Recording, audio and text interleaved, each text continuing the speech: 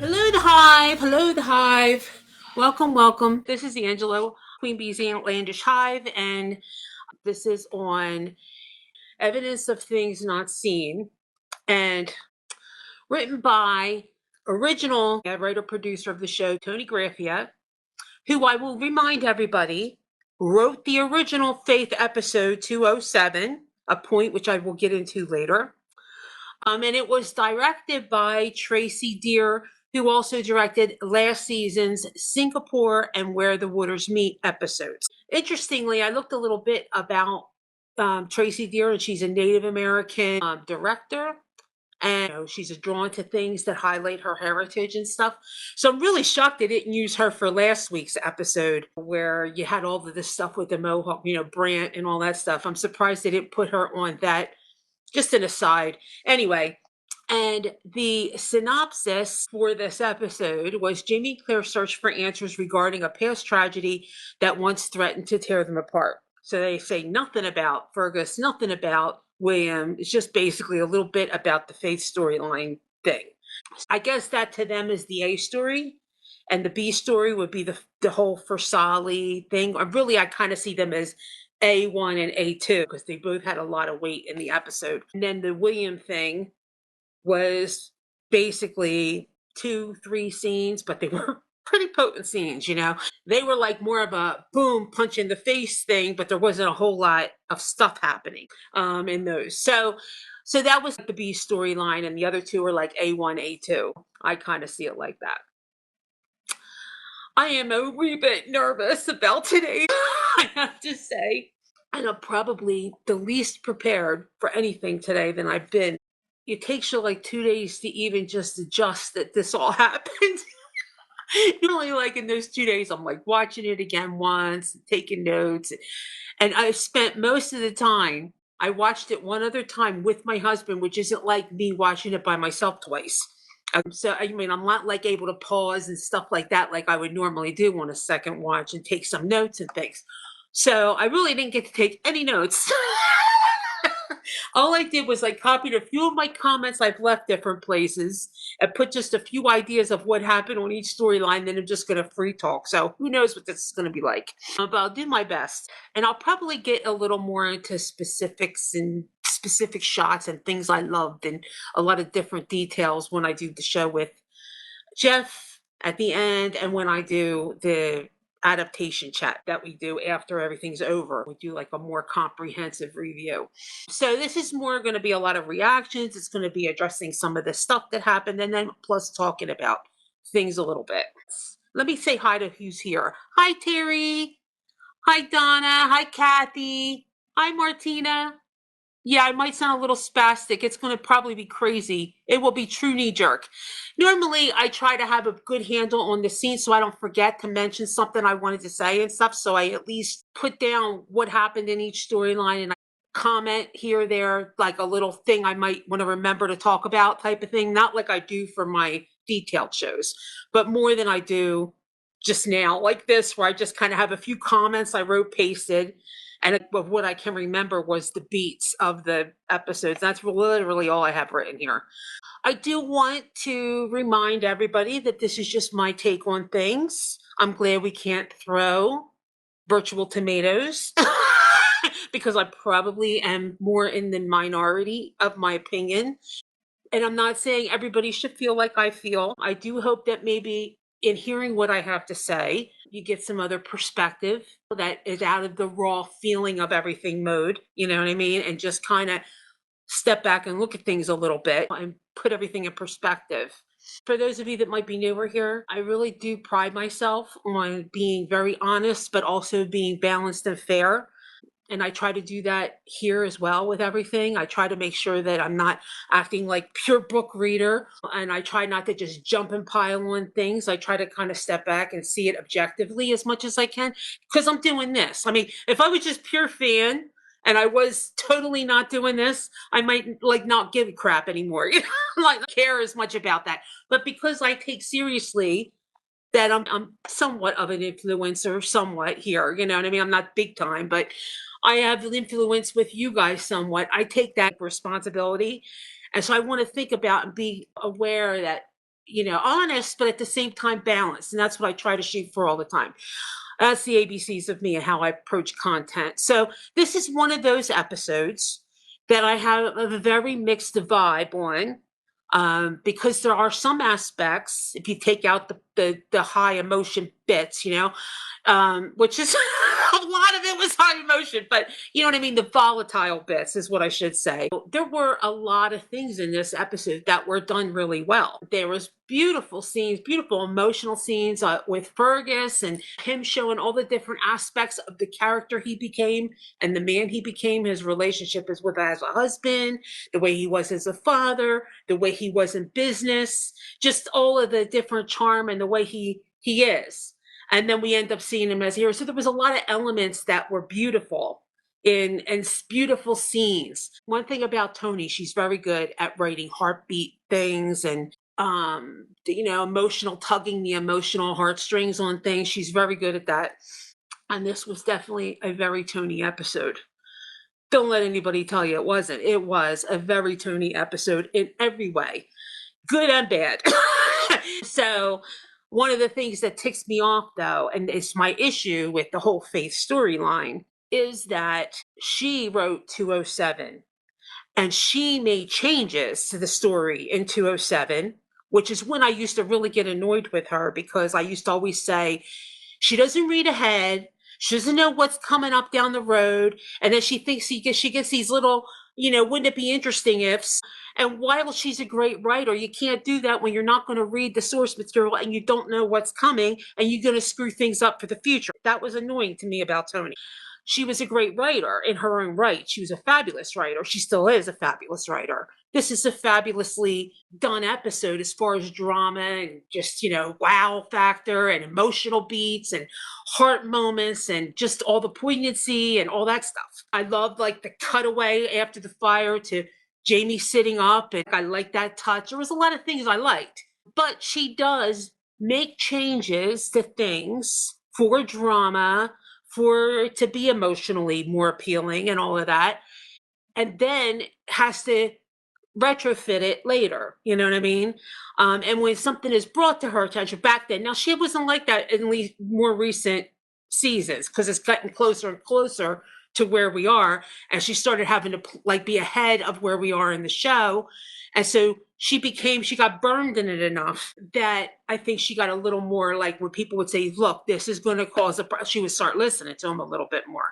But back in seasons 1, 2, 3, 4, even maybe 5, she had issues with this big time. So she made changes in 207, changes that I personally everybody loves Faith, the episode Faith. I did too.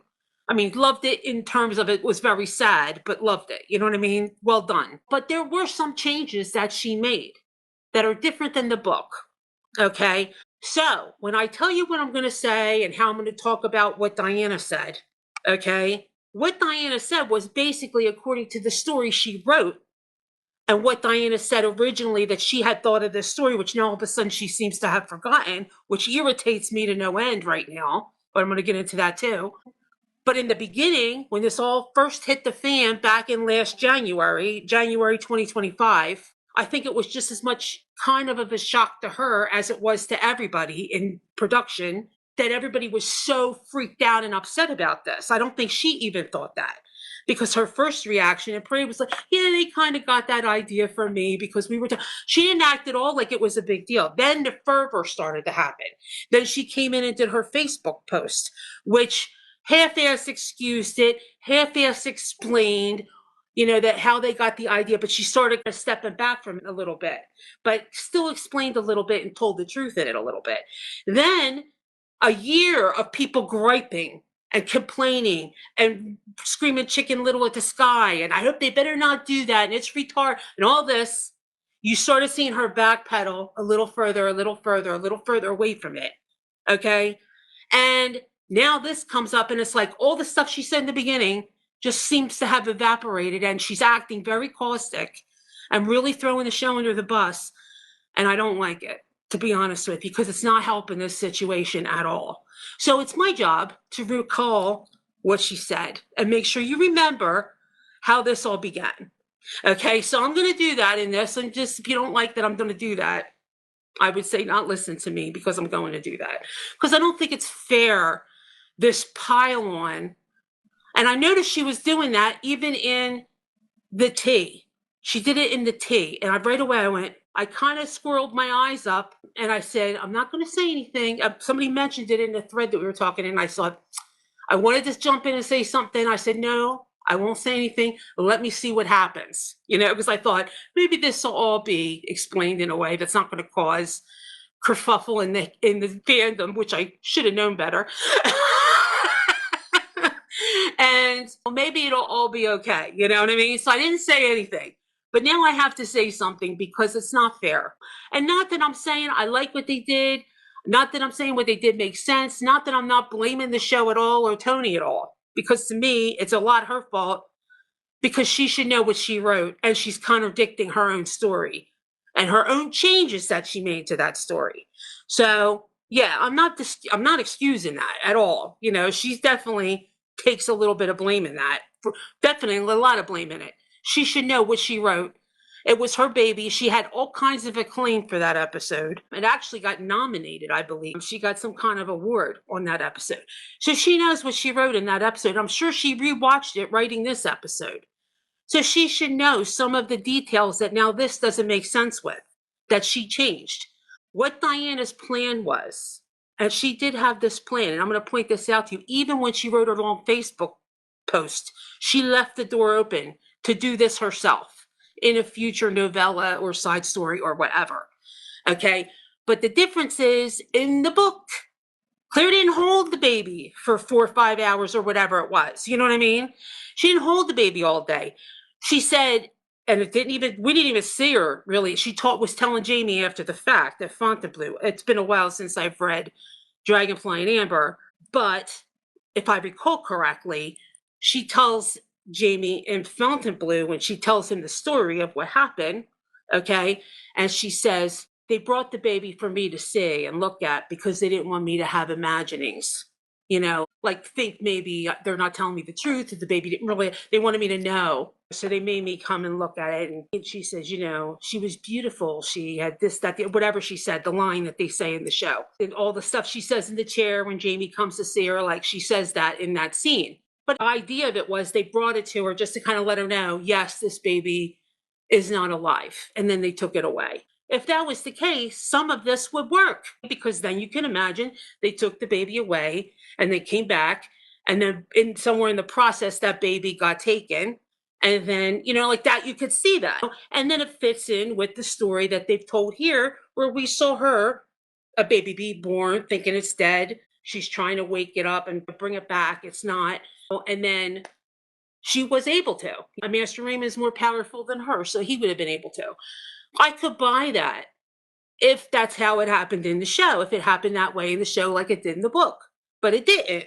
So that causes a problem. The song makes no sense. Well, the song isn't in the book, so that wouldn't have been a thing either. But in the show, it is in the show. And it doesn't make any sense that, fine, Master Raymond can talk all different languages, I'm sure. So that Master Raymond is not the issue. But this lady is a French lady. She's not going to learn this song all in a different language just by talking to him. So that doesn't make much sense. You know what I mean? So all of that, I had issues with the logistics, but I also had issues because this whole way that Diana's being about it, anybody that knows me long time here, the long OGBs, I'm the biggest defender of Diana. Like, I do this because I love Diana, in the books. I love her and I excuse her. I used to get into fight after fight after fight with Blake when he would trash her. I used to get so mad. All these different things. I always am trying to, when people are mad about choices she makes, I will try to show them why and all of this. But I am not down with the way she is acting in that Parade article, or the way she acted in her Facebook post. It's like she has sat there for a year hearing all this, and somehow it has now caused her to forget how this started and not mention it and act like totally removed. And that's not cool, not with 3 episodes left. And we're kind of now approaching the last 3 episodes. She really should be diffusing this more than instigating it into being worse than than even people feel, because now they have her comments for trump cards to lay down. Do you know what I mean? So I'm not pleased with that at all, because it was her that initially instigated the storyline. It was her hints in the book. It was her conversation with Matt. And then probably, I'm assuming, based on the way she originally talked about the conversation, that she really didn't have that big of a problem with it if they wanted to do it, because she was actually thinking of doing it herself.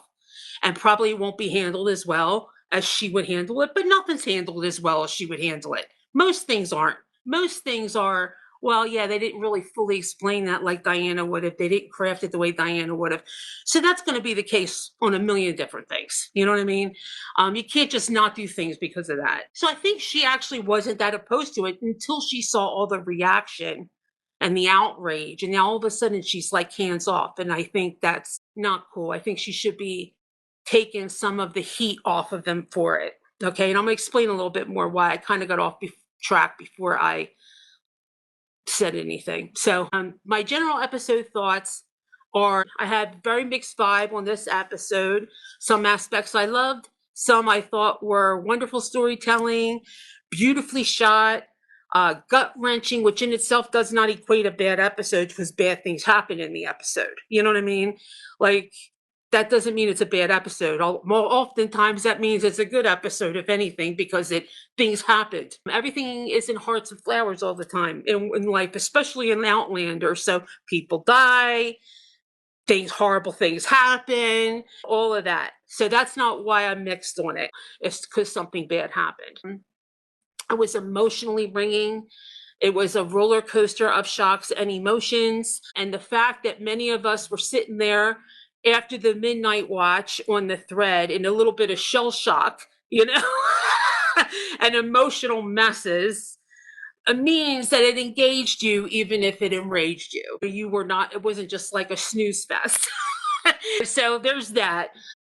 It was also beautifully acted by everybody. There was a lot of good and great in the episode, even though many are focused on the negative aspects and calling it a total disaster. I don't think that's fair. As much grief as I've given Toni about her wouldn't it be interesting ifs, I have always said about Toni, she is a terrific writer, and that she gets a little too excited about her own ideas sometimes for somebody that's in an adaptation business. So she's not a shit writer. And this was not a shit episode. So I don't think that at all. I actually really loved a lot about this episode. I thought everything was just so, all of the emotional beats rang and all of that stuff. It was just really great in a lot of ways. That said, it had some issues with continuity, logic, and choices in the Faith storyline, especially, which I will discuss. See, I originally planned this to actually have a little normality when I started. So for Sally storyline, we had that, which was, of course, a huge gut punch.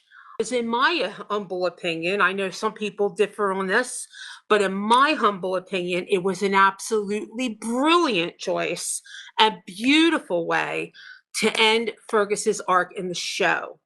I think it's a way better choice than killing a kid that we weren't that invested in, that has no real character arc that you need to finish, and then end up seeing for the next couple episodes Fergus blaming himself again, getting depressed again, all of that. Now, he has such a gorgeous arc over the whole series, from where he started to where he finished, all his ups and downs, all his self feelings of unworth, feelings like, he can't be a whole man, all of that struggles, all his struggles with being able to be a caretaker for these children. If I died, tried to commit suicide, said, if I died, then Marsley could find somebody better that can be there and do right for these kids and protect them. His tears over that and all that. And then Jamie saying, you're what they need. But because you've risen above your handicap and, physical problems, and you become a great man, you show them through you what they can be. Do not think that. And so we had all of that. Then he tries to go and do this business, and he branches out on his own. And now we see him in this, especially in this episode, but really so all the scenes with him now you can see going back. all the scenes this season have really highlighted the man that Fergus has become. He's become a printer and running his own business and working for the Patriot cause and a fabulous husband. And you saw their whole vibe of them as a couple, a happy couple, because we've seen them before, but a lot of times there were sad moments in that.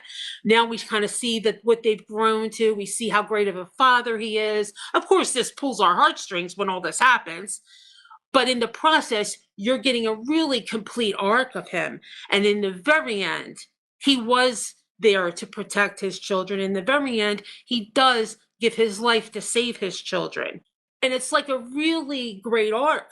And that is what this is another thing I want to really say. You need to get out of the mindset. Everybody needs to get out of the mindset, or should, I should say. Everybody does what they want to do, but should get out of the mindset of looking at this season like any other season. Looking at this season like, how much of the book are they going to get in? I really hope they get this, and they got so much they got to get in, and why are they wasting time on that and this when they could do this and this? You got to get out of that mindset, because that is not what this season is about. It's not about how much of the book can we fit in the season. It's about ending the show. It's about ending the show that has been going for 8 seasons and bringing it to a way that all of the main characters have a full and complete story arc over the whole series and end in a where you can go back and look at their whole path and see like a really fulfilling arc. They actually talked to all of the different, because I found this out when I went to the cons, they talked to all of the different main people, firstly, the Max, Jamie Claire, the main characters, Ian, and they told them their idea of their character and how they want to finish their character's arc. They went into this only to have a way. Like, we could have ended season 7 with Hello the House and been done. You know what I mean? That was the original plan. But they wanted to have a way that everybody has a conclusion and everything kind of has an end. So, and we knew this going in. So they took the first 6 episodes and like halves of this one and the next one probably, and tried to put in what they could from the book. They tried to make all that as very true to the book as they could, which they did. I feel like that's in a way telling us, look, we're not out to screw your story. But now that we're in the back 4 episodes, we got to start making sure that in the process of telling the story, we're making a satisfactory final season, and we're making a conclusion, a really strong conclusion for all of these characters that we love. And honestly, this was such a good choice. Even though we hate it, even though we don't want to see Fergus die, of course we don't. He died in just in a way that was just beautiful. And in that moment when he smiles, which is heartbreaking, but when he smiles after he sees his boys are safe, you can almost feel like in that moment, he knew, like, I was able to, when the push came to shove, I saved them. I was able to help and save them and get them out of this. And it was just a really special thing. And I do think Marsley is still going to have some story to her of getting through this. But then, understand we got at least a year of time that's going to pass in these next 3 episodes. So anything can happen with Marsley. I have a thought on it, on what they might do, but I don't know with her. But I gotta please, Jesus, please do not let her take this money. I will be so upset if they do that. I would be so upset because I can't believe she would do that. I'm praying to God that she doesn't. Please, Lord. Anyway, I don't think that's what's going to happen, but who the hell knows? I think that's just blood money. I just think they should just stay away from it. Stay away from it. So in the end, he proves a total hero. Over the season, you even see bits and pieces over the whole season of the man he became in his conversation with Jamie. Very foreshadowing, of course, but also just the way he was talking and saying what he's doing things, he's fighting for what he believes in, and all the different things that he said, and just the different moments he had. Brianna saying to him, "Our mother." She sees him as family. Just a lot of different little bits and pieces they threw in for Fergus to really give him a lot of rounding before they leave with him, and they pitched this all to him. He loved it.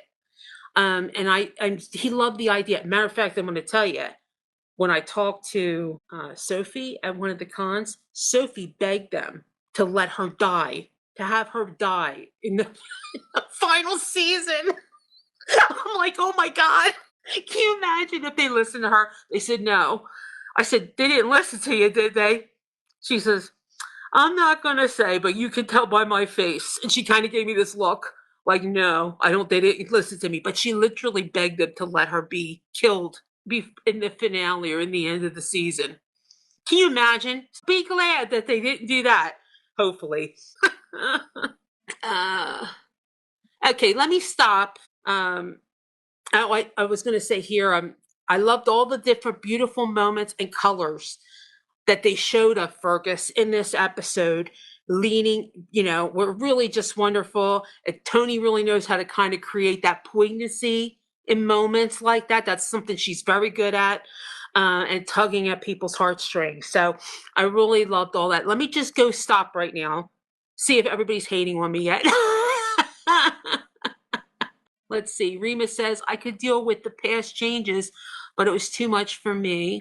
I remember when she said, and you're right, I'm so angry and disappointed in DG for throwing the producers under the bus and fanning the flames of this fandom meltdown. What's really bad about it, especially, is it's happening with 3 episodes left. It's putting this dark cloud over. She could have easily diffused this a little bit. She could have reminded people, look, originally, although I wouldn't have handled it this way, and it would have been in a lot better of a way, and it wouldn't have been in the main series. I would have put it in the outside series, so it wouldn't have actually affected our characters in any way. They did originally get the idea from me. So before anybody even knew anything, this was all wrapped and in the can. So nothing could be changed anyway. So I actually am surprised it's such a toxic reaction, although I shouldn't.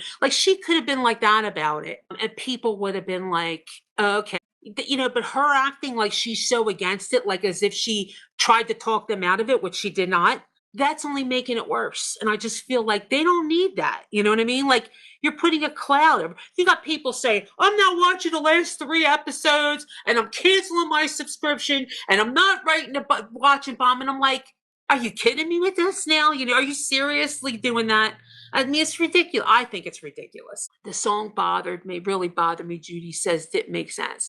Janine says exactly what I've been saying. No way a French woman would have remembered an English song, and no way a child would have remembered it. Well, yeah, we know I never thought it was going to be that the baby remembered it. I thought that it was going to be either that the child was a child that comes through the Beecham line, but not Claire's daughter, like maybe Claire's sister or Claire's niece, but still had the same mother or grandmother that taught him the song. You know what I mean? That's what I thought the song thing was going to be.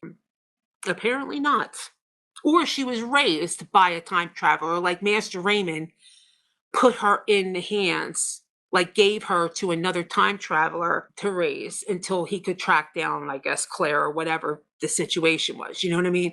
But I never thought they were going to say that. That was really weak sauce. He's going to sing this song to her and she's going to remember it and learn it in English and then sing it in English as these children are growing up. Martina says, I love you, Angela Hickey. I never dare to criticize herself. She's an advisor, gets a lot of money for it. Throwing the show under the bus is like this, just wrong. Yeah. I really am not, and I literally will defend Diana to the nth degree. People that know me know that. I always try to defend her choices in books that people don't like and different things. And I try to see why she made those choices and things like that. Although I will call things like this wasn't a great choice or that wasn't a great choice. But I just feel like this was not cool. Becky says it's episodic TV. There is a certain amount of time looking for heightened drama. I agree with you about Diana's comments. She sold the show rights, her story for gazillions. She needs to be quiet. Well, I wouldn't say that. She needs to be quiet. She doesn't need to be quiet, but I just feel like, let's put it this way. How would anybody feel if the show bashed her book? We know Bees had a lot of problems. Well, I mean, you want to talk about things that had continuity problems. Bees had a lot of continuity problems, and not with previous books. I mean, that for sure, but within the book, 4 or 5 chapters before, contradicting things she said. There was a lot of problems like that. Okay. What if the show said, well, we read Bees and it was filled with contradictions and stuff, so we had to make some changes. everybody would be livid. Even people that thought that would be livid that the show dared to say that about her books. You know what I mean? So, like, that's what I mean. You have to, I'm not expecting her to lie or anything, but I mean, I would expect her to at least be supportive in this situation. No, and she gave them the idea. It was her idea. She's the one that made them think of this. Her writing in the book and making hints about it in the book, and then telling them that she considered that plan. And and she was leaving it open that she still might do it in a Master Raymond book. That apparently has gone out the window after this reaction. I don't think she's doing that, but that was her plan, as a possibility. So to turn around now and act like, oh, this is, I just think that's not cool. I think actually, though, a lot of her tude in this episode is, I think I got from the Parade article, she's most pissed about William finding out about John. That's the part of it, I think, that bugged her the most. Apparently. I mean, all three storylines had whammies in them. Toni went all out, three banger of whammies, between Fergus dying instead of Henry Christian, Faith, this whole Faith story turning out the way it turned out, contradicting her own episode, and then William finding out about John. That totally blew me away. I literally posted a picture of myself going like this. Like, I could not believe. I said, oh my God, this poor guy. He's going to have to need all the copays for the rest of his life. Poor William. Oh my word. Which I'll get to that too. Terry says, playing devil's advocate, maybe Diana's really upset about them killing Fergus and really changing aspects of her story, and mainly because the show is finishing before her final books comes out, why they could have stayed closer to her story and kept the canon more or less intact. Yeah, but I really feel like they needed to make a final season, and that Bee's story is not good for a final season. And they have kept it very close to book for the first 6 episodes, but they got to take this last third of the series and make it work as the end of the series. I am sure there's going to be a lot of big moments in this final book that's going to be like, whoa, for us too, because it's the final book. And that's the final ending, and I'm sure it's going to be big, and it's going to have drama, and it's going to be like that because it's the last one. Beast was the penultimate. It wasn't the end, and so it was pretty much setting a lot up. And so you have to make things work for a final show. And I think people need to remember that as they're watching this. We now have seen them really put a good final arc on Ian's personal story, Roger's personal story, now Fergus's personal story. You see them doing that as we're ticking through these last episodes. They're like closing loops. We're starting to get Claire and her blue light power emerging. Nicole says, I see the point you're making about Diana throwing the show under the bus, but she was taken aback by the fan reaction. Toni's a good writer, but she goes off tangents and then struggles to make it plausible down the track. No, I agree with that. I think Diana was taken aback by the fan reaction back last January. You could tell that kind of took her by surprise too. Not that she wouldn't expect them to be upset, but not that upset. But then again, I think in her books, the whole Faith dying wasn't the kind of weight that it was in the show. I mean, it was weight, but it wasn't, we didn't see it. It wasn't like the visual we saw of Claire, where's my baby, knocking things down, singing to this baby with the tears and the whole bit. We didn't like get that in the show. We got, after 6 weeks in the hospital, I left, and Louise came and took me to Fontainebleau and blah, blah. Like, we didn't see all that drama around it, And so I think if Diana tried to do this, it would work, It just doesn't with the show. And I think they miscalculated it a bit. Yet he lived. We would be back to season 6 Fergus. Exactly. Yeah. I think actually it was a brilliant choice for Fergus. I know some people don't like it, but it's a smart choice. He dies a hero instead of a depressed. We don't end with him just depressed, mourning about how he failed his children and whatever. You know what I mean? He dies a hero. And that's a great way to go out. It's not like we continue to have to now live without him in the story. I mean, we do for 3 episodes. You know what I mean? And then the story's over. And it didn't happen that way in the books. So, it's a whole different thing. Yeah, they talked to him I think that was one of the things that made him excited about it. He died a noble death, agree about Fergus. I was so upset at first, like everybody, but it was a good creative choice. I love what Cesar said about it. He thought it was an excellent character arc and true. We weren't as attached to Omri Christian. Now, in the book, we are more attached to him. We got a lot more scenes with him. So that we were hit heavily in the book when that happened. I remember people were so pissed at her, just like they're pissed now. They were pissed at her at the time, you know what I mean, about killing him, and thought it was terrible that she would kill the kid that had a handicap and all this other stuff. But in the show, I don't think that would have worked the way it worked in the book to get the emotional beats that she wanted to get from that. So it happened earlier than where we're seeing it now. It didn't happen in Bees. So you had time after that, not like 3/4 of the way into the 10th book. You know what I mean? That would not be the time she'd do something like that, I don't think. I didn't have that much of a problem with Fergus dying instead of Army Christian because of what Angela's saying about his arc, and he gets the family back to the Ridge. I also don't mind about William and Lord John, but the faith part compared to 207, too many holes unexplained, especially about Mother Hildegard. Everybody's talking about Mother Hildegard. She doesn't has. Why does anybody think she has anything to do with it? I don't think she was in on it. I don't think that's what they're saying. I think she was duped herself, you know? I think the baby was switched and she didn't know it and they buried a different baby. You know, that's what I thought anyway. If you think Fergus is dying is better than the kids because we really haven't seen them like we have in the books. Okay, good. So a lot of people aren't hating me on that because I knew some of our people were really mad about the Fergus thing. Donna was, and couple other people, and I get it. I mean, nobody wants to see a character they love die. I mean, let's get real. We love our characters. Nobody wants our characters to die. I'm sure we're going to get a character death in book 10 that we are attached to somewhere along the way because it's book 10 and the plot armor is off on everybody. You know what I mean? So I would prepare yourself.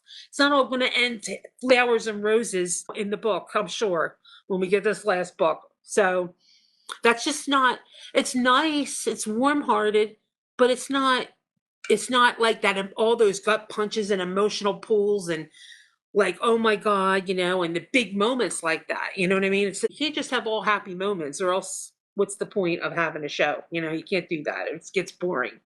Sarah says, the way you're explaining it is hitting me so hard. It really is a beautiful arc. Martina says, you might be the only fandom site that doesn't condemn the show. I'm missing, like, I'm going to have to go back and read your comments, but so many people here, the comments are flying a little faster. So I might come back after this and answer some of your things. What if William marries Marcelly? Now there's a way, and that's not, I didn't think about it. I had thought, now Marcelly's too old for him now. I don't think that's going to happen. Is she? She is, right? But I am thinking that it may end up being Buck because Buck's these are two people that aren't there in the books. You know, one is just very able to do all kinds of crap to protect, like her, and loves kids, great with kids, and also in the same clan as her. They're both Mackenzies by, like, not related, like, tightly. They're enough in the same clan of Mackenzie, I mean. So they have that. And I could see that happening. And there's enough of a time jump that I could see her seeing how good he is with her kids and him talking to her once in a while. And you get the idea of them. They could end up becoming a kindling eventually over time. Not that I think they're going to throw that out there right away, but understand we're probably going to move past in the finale. It's probably going to come back that we're way over a year past where we are now. So time will have passed, you know, so it's possible. I definitely don't want it to be that she's with what's his face. He's not worthy of her. Lindsay, you know, I don't want that type of a thing. But I was talking to Veronica about it, actually one-on-one. And when we were talking about the positives of this whole idea with Buck. And one of the things too is in the book, we have the Sachem story connecting with Jenny as the widow.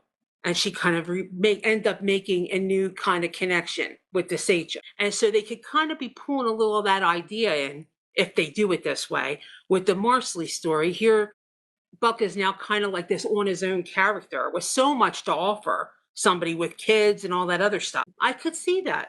I know like probably age appropriate because he's supposed to be really around Roger's age as far as that goes. So I could see it. I could see how that would work.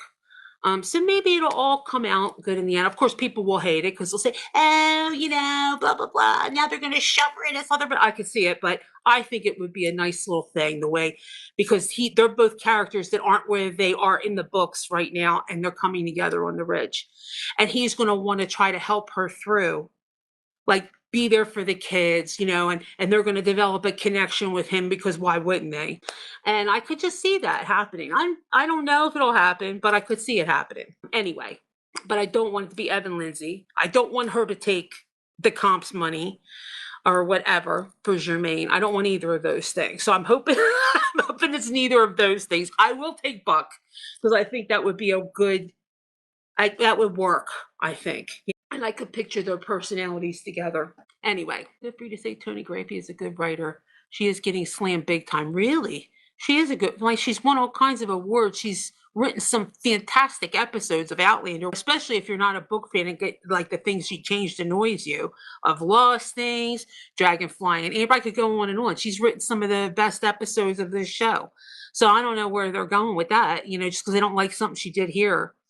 But I think people aren't understanding the concept of what they're trying to do with this season, how they're trying to create this eternity aspect and creating arcs for everybody and having each character have a story ending. It's really the point of this season. It's not to, like, I see people saying, well, they wasted time with this and they could have got so much more of that. And I think that's not the point.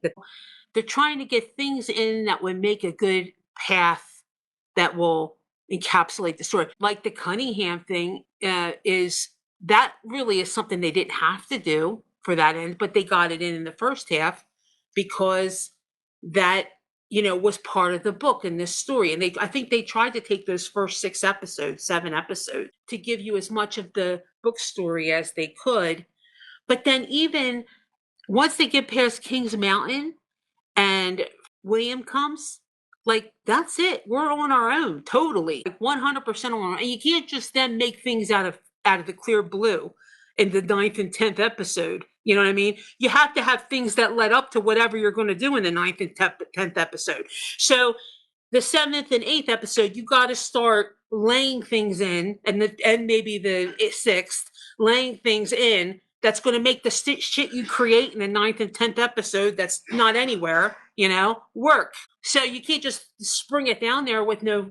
So that's going to take time to do that. So, I mean, you have to put yourself a little in their shoes. I'm not apologizing for them or anything, because I do think that she made some dumb choices in the Faith thing.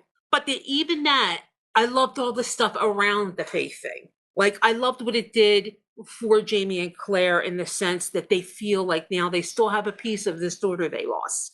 I love how it solidifies Fanny to have a family she thought that she would never have now. And I love how all of the little tender heartbeat moments involved in that. And I love the way she was there for Jamie when he lost his other child and all of that. All of that was just like sweet.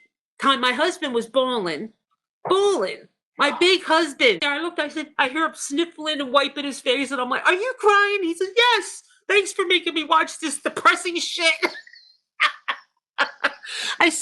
He said he was crying about the stuff with Fanny and Claire and Jamie. Like, that was the part that got to him. So, like, there was a lot of really great heartbeat moments around that storyline. If you take the logistical aspects of it out, it did make the way they presented it in the show. It wasn't Jamie and Claire mad and angry. They're like thankful in a way that they have at least this little piece of their daughter that somehow miraculously came to them. And then the way they explained it was like he tried to make a way, but he was cast out of Paris and couldn't get back. I feel like that's weak sauce technically, because why couldn't he get back? Why couldn't he come back 10 years from now and find that lady and say, when she gets older, let her know this, that, the other, or whatever, because now she's 10 years old with this lady. She's used to her. But he could have come back at some point. That lady probably didn't go nowhere. She was probably there forever.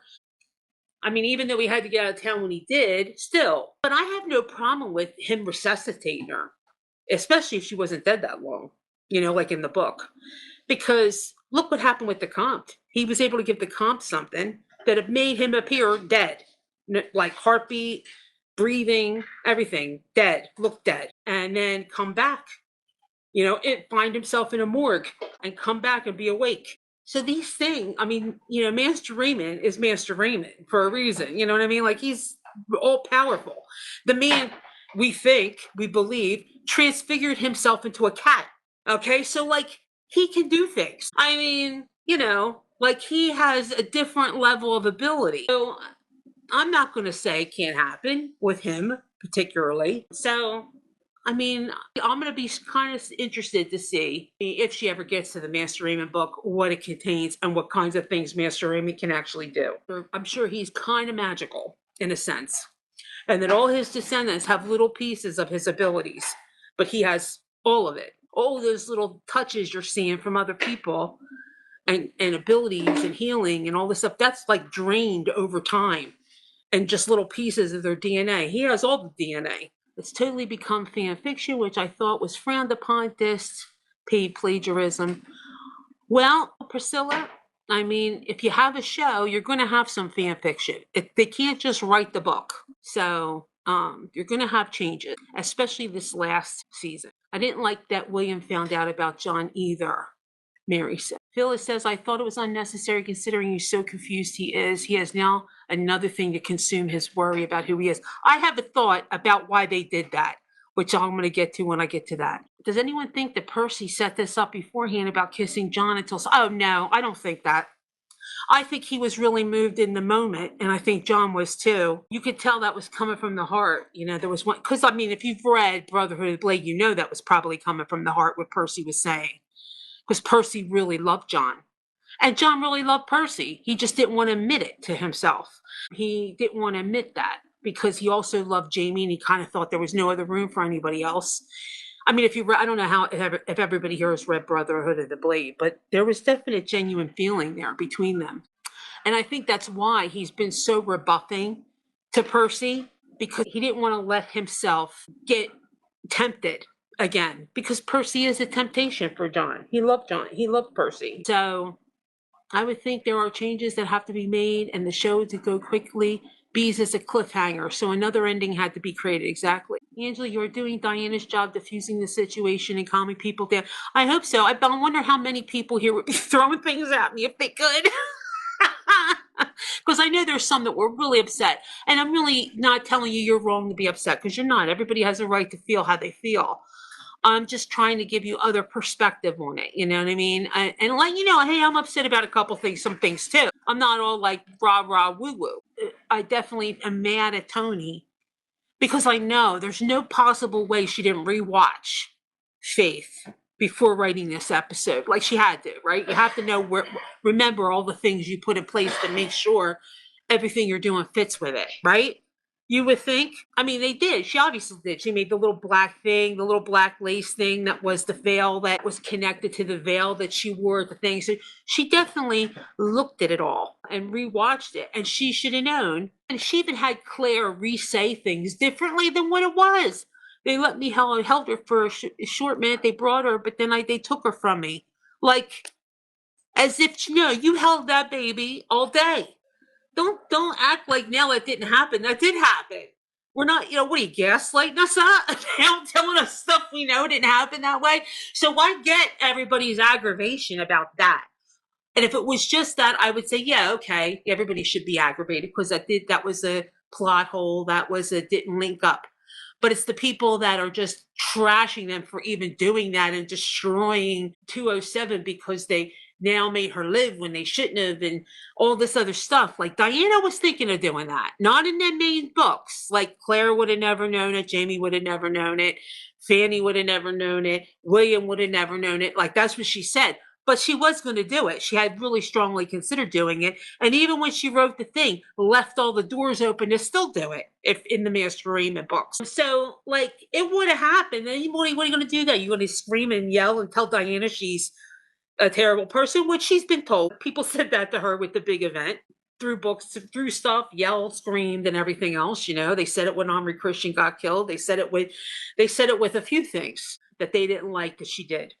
But like, she knows that comes with the territory. You're going to get yelled at for things that make people upset. But if she would have did it, would have made it different. I mean, it would have been different because it would have been done well, but it still would have been the case. Like I said in one of the comments on the thread, it would have been like when we see a leaf on the wind of all hollows. Roger in the book, on the show, they changed that. You notice they changed that in the show so that he would know. But in the books, he doesn't know that his father is the one that saved him. It's only in the novella that we know that. It's kind of like we have knowledge he doesn't have because of the novella. Same thing with the space between. Because of the space between, we know that the comp lived, that he's a time traveler. We know that Master Raymond has extraordinary powers, way more than we thought. We know that he's now, everybody comes from him. Like all that's revealed in space between, but Jamie Claire, all those people don't know it. You know what I mean? And it would have been like that with this faith thing if she had done it the way she had said she might do it. So it wouldn't have been in the main book. So they would have never had to know that. And that would have been the difference in it. But I don't know if that would have appeased people. If they would have called her cruel for having her think she had a miscarriage and then she didn't really have one, and then having her separated from her. Like they might have said all the same. People might say all the same things to Diana if she did that. But my point is that it came from her. She hinted about it in that book, and Bees hinted a lot about it. Kind of kept making it where if she decided to do that, it would fit right in and have been hinted at in the main books like she usually does with her side books. And she told them, now, and I'm going to read you the things that she said at both times so you'll see what I mean. Because I mean, time, like we got the receipts. You know what I mean? We got the receipts. We have the proof. So like this was something she had seriously considered and still considered after everybody yelled about it, as she had to make an explanation type of post. She crafted that post wording to leave all these doors open that she could still do it. I'm going to point out to you. Donna says, I adore Fergus and I'm a passionate Leo. I need time. I get it. I adore Fergus too. My God, I love Fergus. We've loved him as two different people. He's been in this show since season 2. I mean, we loved him as a kid. He gave up his hand trying to help Jamie. All of that. He's like went through so many different personal challenges, and he's just sweet. He defended Claire and helped avenge her when she was abducted. Like, there's a lot of history with Fergus. But when you end a season of a show or a book or something, you're going to have some of these people that have plot armor because they were main characters. You might lose one or two of them. That happens because that's when you can do it. When you don't have to feel like, now like you got to continue the story. Do you know what I mean? That's when you kind of see people die and things, tragic, big things happen, and stuff because you don't have to deal with the fallout, For Mother Hildegard, I think Master Raymond took her when he felt the life force and healed her and had to stash her when he had to leave before Claire is healed. Yeah, that's what I'm thinking. I think if I had to piece it together, which it's hard because there's still holes if you do it. He said when he went to her, you got the impression that she was still sick. Because remember, she was still laid up for 6 weeks after this whole thing. She was at hospital des Anges or whatever, however you say it, for 6 weeks. Claire got out, but then she went back when she found out what happened. She went back. Master Raymond went into hiding because then at that point he was being hunted. Okay. And when she went back and she did the King's thing, that was more time that went by. Remember? It was more time that went by. Jamie's rotting in prison all that time. I think somewhere in that time was when she was still at Hospital des Anges, in the Abbey. I'm just going to say the Abbey because I have a hard time saying that. Okay. I think while she was still in the Abbey recuperating, but before Master Raymond got arrested, but knew he was about to get arrested, okay, he took the baby to this lady. This is my headcanon of it. He took the baby to this lady and was immediately arrested after that, And at that point, because he knew he had to do something with this baby that he had been taking care of now for a few weeks. That's why the baby looks older. See how I'm doing that? Okay. Took care of this baby for several weeks while Claire was recuperating in the hospital, was banned from coming to the hospital, so he couldn't go back there and try to reach her because he was being looked for. Stashed her with this lady and then said, I'll be back, was planning to leave town and then come back and if she still had the baby, get her to Lady Brock Turok. But at that point, he was arrested. And at that point, Claire came home, but at that point, he was arrested. Okay. And so nothing was said. And then that's when Claire found out about Fergus. She went to Mother Hildegard and then went to get the thing with thing. And then we have this then brought out. And at that point, he couldn't really talk. If you recall, like everybody's watching them. It's like in the midst of the moment. He couldn't whisper, psst, go see the lace lady. She has your kid. You know what I mean? There was no chance for them to talk. So he had to hope, like, okay, she's okay. This lady will get her the kid, you know? And at that point, though, there's another hole because I feel like if he had to leave Paris, he would have stopped by the lace lady and said, hey, Lady Brock Turok is at this house, you know? But, and then they had to leave town. You know, that was that was the bargain. Like, I'll get your husband out, but you have to leave immediately Paris. So I could like fish it around, but it's real sketchy. You know what I mean? It's very sketchy. I'd have to do a lot of mental jumping to make it work. And so I kind of feel like, yeah, that wasn't good. They needed to come up with something better. I would have much preferred I would take if that worked, if they made it a way that that baby could live and it was their faith and it worked, I would be okay with it. You know, especially because I know Diana was thinking of doing it. It would be like I'd be outraged about just that. The only reason I'm mad is it doesn't make sense. You know what I mean?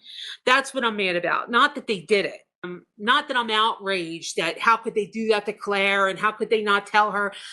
I just want it to make sense logistically, and it doesn't really. You know what I mean? And you kind of have to do mental flips to make it work. And Toni knows that better than anybody because she wrote the original episode. She knows what she wrote. They should have at least showed how I would have liked a longer flashback to show him getting the baby away, him listening to her singing the song, and then how that after they finally gave the baby, after Louise came and Louise gave the baby to the nun and the nun took the baby away. Then a scene of like the back of a nun putting the baby down on a table and then walking away and Master Raymond like picking the baby up and taking it. I would have liked to have seen that. That would have gotten, and then moving another baby in that spot. And then that would have gotten at least Mother Hildegard off the hook because Mother Hildegard would have just said, bury the baby in this plot and not really looked at it again or really paid attention. And that baby was not that baby, you know what I mean, that was buried. So, I mean, they should have showed a little more if that's what they really needed people to think, you know, I think. But I really, really loved all of the like heartbeat moments around it, the conversations. People had a big problem with the lace thing conversation, but there was a lot around that because that's the idea. There's holes in the story. There's things we don't know, which, hello, true. We certainly got a very fragile lace happening here with this story. So I liked it. And I liked, you know, the way it was reaching Fanny. I loved the joy that they had in it. She circled that lace thing from the beginning when it was missing at the cairn, you know, all the way through. So, and he's doing it. And then, of course, the title card with the lady making the lace, and that lace is the veil that Claire wore, like the black veil that you see her making in the title card. So, I mean, very Toni-like. It's all kind of within the episode works. It just doesn't work with the previous episode, but it works within the episode type of thing. You know what I mean? Like she like makes it very circular, which she did a really cool thing with both the Roger and Firstly bit and with the William bit, because in the beginning with the saving Omri Christian, okay, we get this really circular bit where Roger saved Omri Christian out of the water in previous episode, okay? Saves him here by catching him, which is how he was saved by his father. And so I kind of liked all of that kind of circular feeling there with that and those echoes in it. And then with William, I don't know if you kind of noticed it, but those scenes, we only had a few scenes on that storyline, but it started with William and Amaranthus, him confronting Amaranthus with the truth. That was all from the book. There was a lot of book in there in between the fictitious stuff. There were things from a lot of lines from the book. And the confrontation with Amaranthus was a lot from the book. But they were kind of being more intimate looking in the way that they were holding each other and stuff. John walks in on them. And he immediately picks up the vibe that there's more to this thing happening here. You know what I mean? And they get caught. And you see kind of jump back, like trying to look like there's space between them and they were doing something wrong. And then that ends up turning around at the end and becoming on the other side that John experiences that with Percy, and it's William that walks in, and then they do that same motion. So you kind of get this complete circular vibe on that. I thought that was very well done. You can see the Toni mark on that. She's very like brings the story back around and makes it all seal up and pull together as an episode. She's good at pulling together within the episode a story, creating like echoes and bookends and things like that, you know. So you kind of got that a little bit everywhere, but you got the little lace bit in the beginning and her losing that lace, and then that leading into the story about, you know, my grandmother made it, and then your grandmother, because she knows like, hey, I thought I was your grandmother, you know. And then it got into talking about that, and then we get the letter. And I thought that was really good. I loved getting Jane. I loved that this thing actually made a difference, because it was really irritating me if it didn't, that we had her give this whole confession and that never becomes a thing. But I love that we actually saw Jane face the camera telling the story. And then Fanny saying, I feel like she's talking to me. And it was just like all of that I loved. There was a lot of great things around it and embedded and mixed into that story that I liked. I just didn't like certain couple logistical things about it. So, and I will say, you know, those were the bad things, you know, that I didn't like. Let me look at the board. Oh, the intimate scene with Fergus and Marsley was so cute, with the like untying her garters with his teeth and all that stuff. Oh, you French little honey. I'm telling you. I said, my little Frenchman, he grew up in a brothel. He knows how sexy looks. These are people. Remember that brothel with the lady that they all painted bodies and all the crazy crap? He knows the art of seduction, our Fergus. Yeah, I love that. I love that. I loved all of the beats of Fergus all the way through the fire. Even just the way he was saving them. And then little Henri Christian wanting to wait with him. You know, and he's like, no, I'll be right behind you. You go, you know. And he's like, I want to wait with you, Papa. Oh, my gosh. It's like so sad. And then the way that he goes through the floor, that was just like, you know, it felt like you ever be on the ride, like Free Fall or whatever. You just see him, he's smiling. He's like, you know, all of a sudden, he gets sucked down in the floor. It was like, oh, my God, you know. And I literally was clutching my heart, you know, even though I knew it. I knew from the beginning that he was going to be the one, just from the way they were writing the episode and showing all these colors and him doing sweet things to his kids. And it was very Fergus highlighted in different ways, you know. And I thought, okay, this is the Fergus Swan song. He's going to go. But even though I knew it, when it happened, I was still like, my heart was in my throat. The way that it was shown with him being sucked in with all of these sparks going up in the air. Whoever, like the whole way that was shot, I thought was great as far as technically, you know what I mean? Like it did the job of what it was supposed to do, get you, in the way that it looked, him just being sucked down. I was like, oh my God, it was like heart attack time. I will come back and look through all your comments. It's just that I can't get to them all because they're going up before I can grab them. Lynn says, I have heard Toni herself say that she stuck with her idea for an episode despite the writer's room disagreeing with her. Oh yeah, she's very belligerent in the writer's room. Very belligerent. And they would sit there and say to her, no, it's going to be a problem if we get a season 4 or we get a season 5. And her answer would be, oh, well, we'll just deal with it when we get there. We'll figure it out then. But yeah, that doesn't always work, lady. You know what I mean? You don't know what you're talking about if you don't read ahead. I said, I would be okay if she does all this if she read ahead. Then she'd at least know what she's messing up. She would know how it's important in the future. She might even be able to write some things in that make the future work better. You know what I mean? Like, I just wanted her to read ahead, and she wouldn't do it. So, Fanny building the caring for Fergus and calling Jamie granddad. That was beautiful. And I liked the way, another thing I didn't like, Claire's stupid voiceover at the end. I hated that with a passion. With her little lace. Shut up with the lace analogy. Okay, I get it. You know, life is like lace, it has holes. I get it. Okay, we get it. And everybody does things differently. We get it. And grieves differently. We get it. We don't need you to tell me that. Okay. I wanted to see everybody reacting to everybody, and Jamie finding out this news, and the shock of it and everything. You know what I mean? Like, I feel like I didn't want that to be silent. So I was not happy about that choice either. The other thing I didn't kind of like about this, notice we didn't have Buck anywhere around in the vicinity of anywhere in this episode. He wasn't hanging around. So I'm wondering, because I really didn't want the idea that when Roger and Bree see Buck, it's like overcast with this death thing, and we can't get the joy of him seeing Buck for the first time and realizing he's here. You know what I mean? I want that moment. So I'm hoping that him not being around while this is all going on means he is off, like helping to get militia recruited or doing something like that, and was away when they came.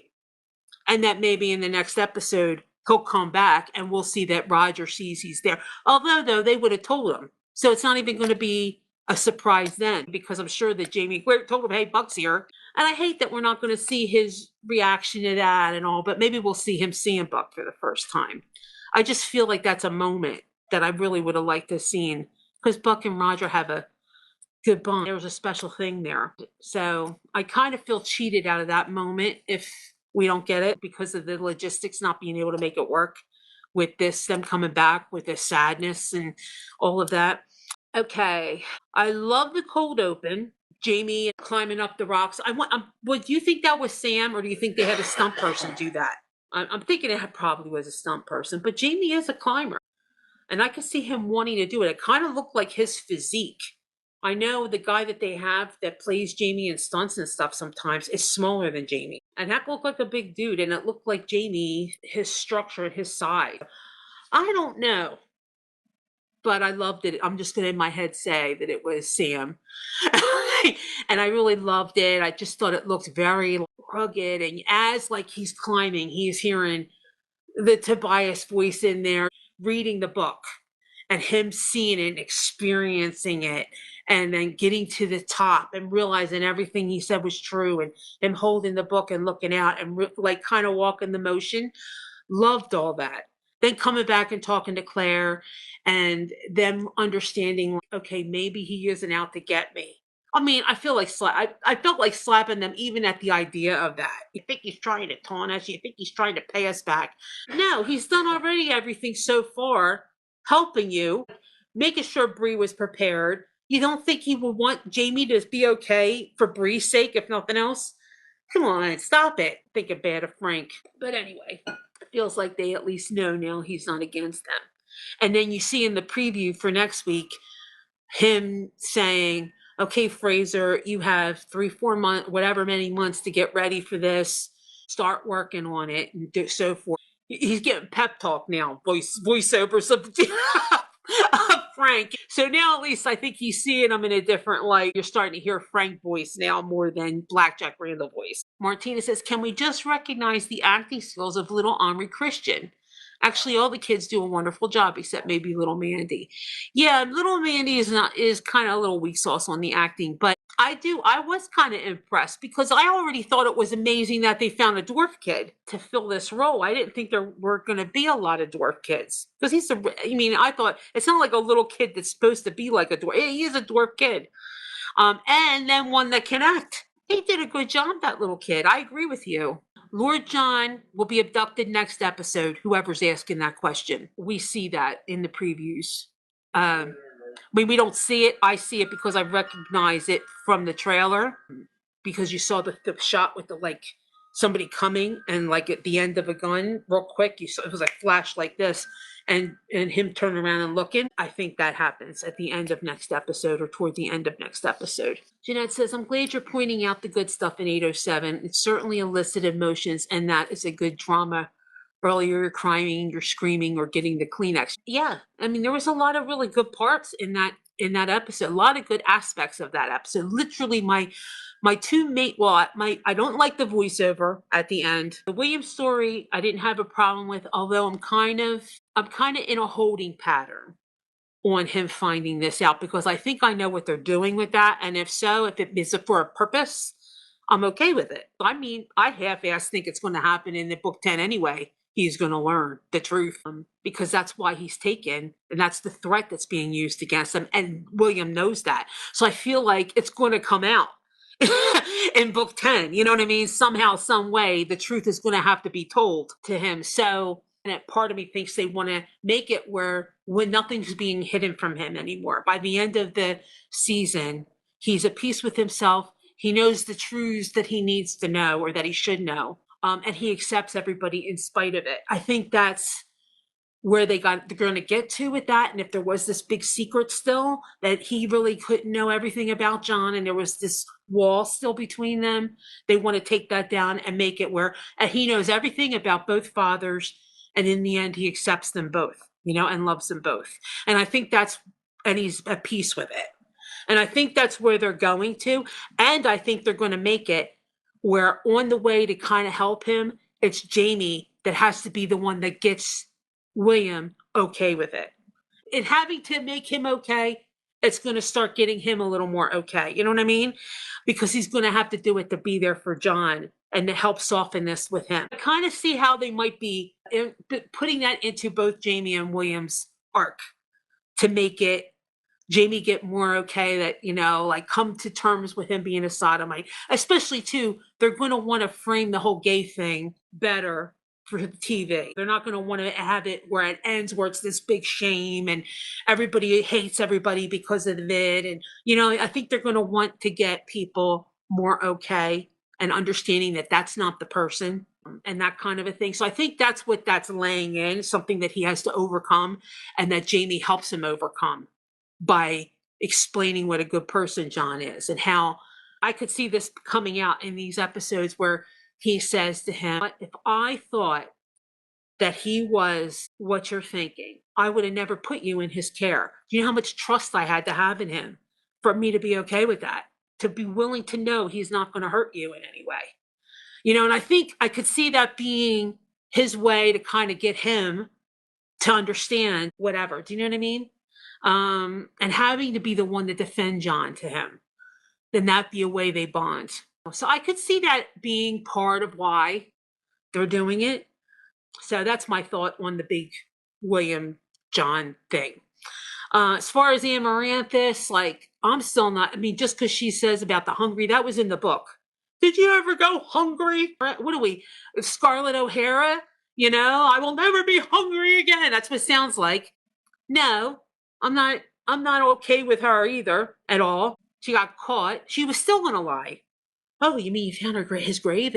No. He had to basically embarrass her ass in order to get her to admit it. And this whole thing about, have you ever been hungry? You know what? No. Your father owns a bookshop, okay? Your grandfather is a botanist. You expected to marry a merchant, okay? You wouldn't have had this fancy life, but you weren't going to starve.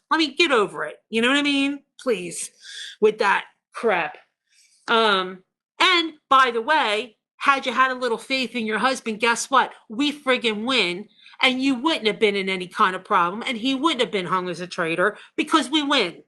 You would have been on the winning side. But you couldn't stick it out with your man, Dobbs at the door, and he said, bitch.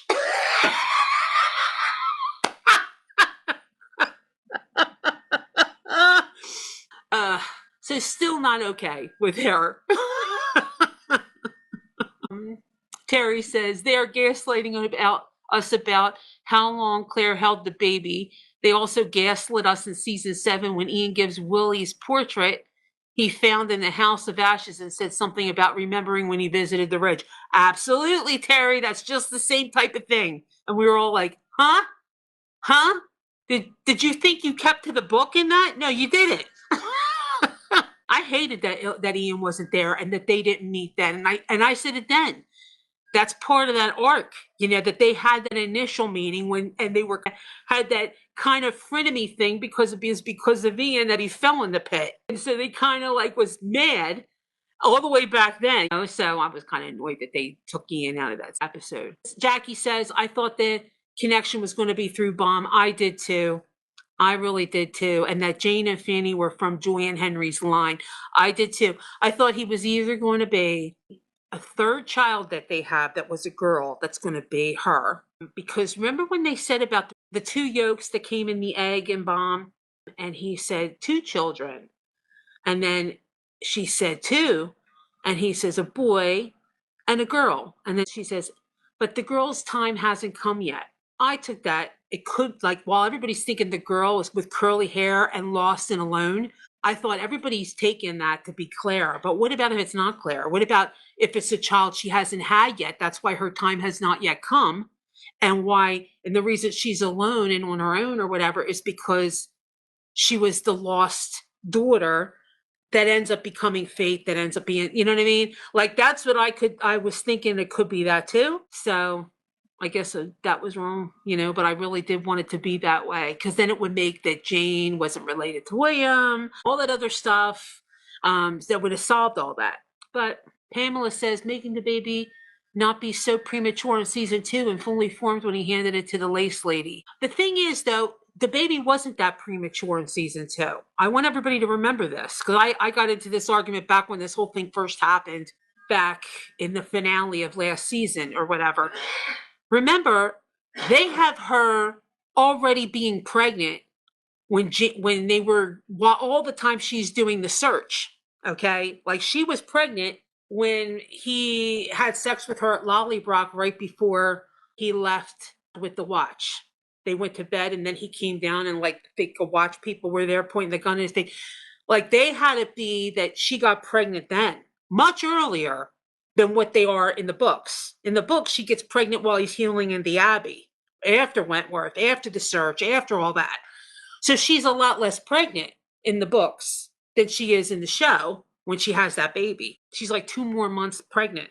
So everybody needs to readjust that calibration as well. You know what I mean? That they're forgetting how long much longer she's pregnant in the books. Remember, when she was waddling around, she was very pregnant before she had that baby. She was like 7 months pregnant.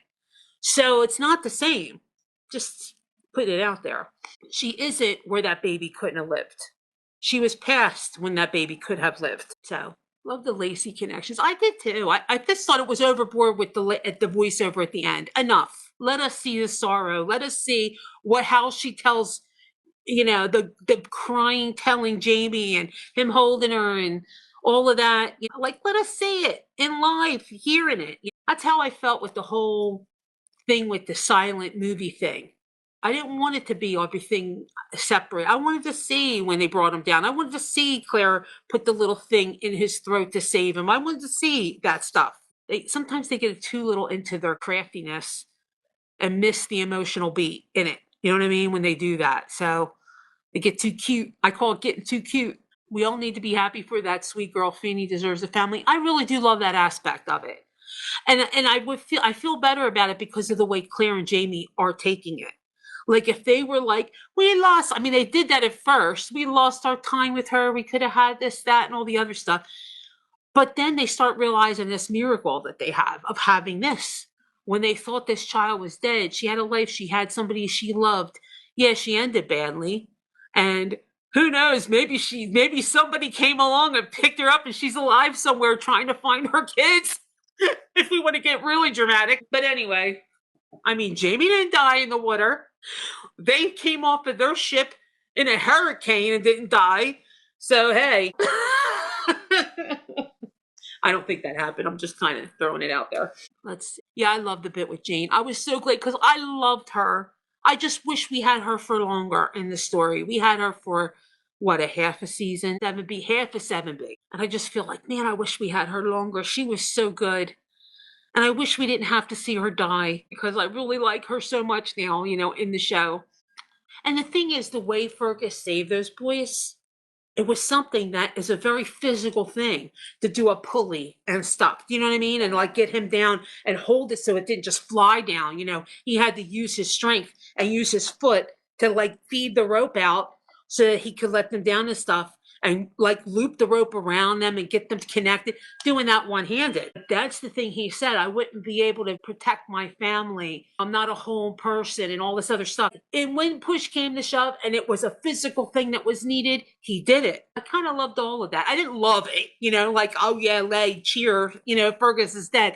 But I loved the way it was presented and what he achieved and how his story ended in it. You know what I mean? I thought it was really triumphant for his character. So I'm getting hearts. That's making me happy. Everybody's not hating that I'm not bashing it as much. So yeah, I saw the little fanfic that there was a portal underneath of the print shop and Fergus fell through it. Is okay. Tom is over at the door. He said, that'd be cool. Although, how would he have avoided stepping on that spot every time he walked around his print shop? See, you gotta find the holes there, Connie. All the plot holes, see? They're easy to miss sometimes. Jeanette says, and remember, Master Raymond had apologized to Claire after he appeared when she was shot. Now we know why. Yeah, you know what? He could have been a little more informative, though. You know what I mean? That also really didn't make sense with his crypticness. You know what? Be less cryptic, Master Raymond. You know? Say what you mean what you say. With your little cryptic, Master Yoda bullshit, get it, tell the truth, say what the hell's going on. He certainly spoke a little more straightforward when he was talking to the comp. Why can't he do that with Claire? You were going to talk about Fergus as a possible time traveler, I think, weren't you, Angela? Oh, what made me think about that was the fact that they really played up the whole Comte Saint Germain thing. Well, and that was one of the reasons I thought it wasn't going to maybe be Fergus after all, because I thought, why bring in all this stuff and have this be the Comte son and have all of this be brought up if they're not going to do anything with it? You know what I mean? There has to be a purpose. Was it just so that we got the line, I'm already the son of a great man? Was all of that just to get that? Was there any other purpose to this whole scene with Percy and this whole, or what? It was a great character bit for Fergus there too, in that whole scene with Percy, how his savviness, and the way he plays himself in a situation and him learning about his history. And now you can see it's kind of like a homage to him to give all his information out type of thing. So maybe it's just that, but I feel like there must be some other thing.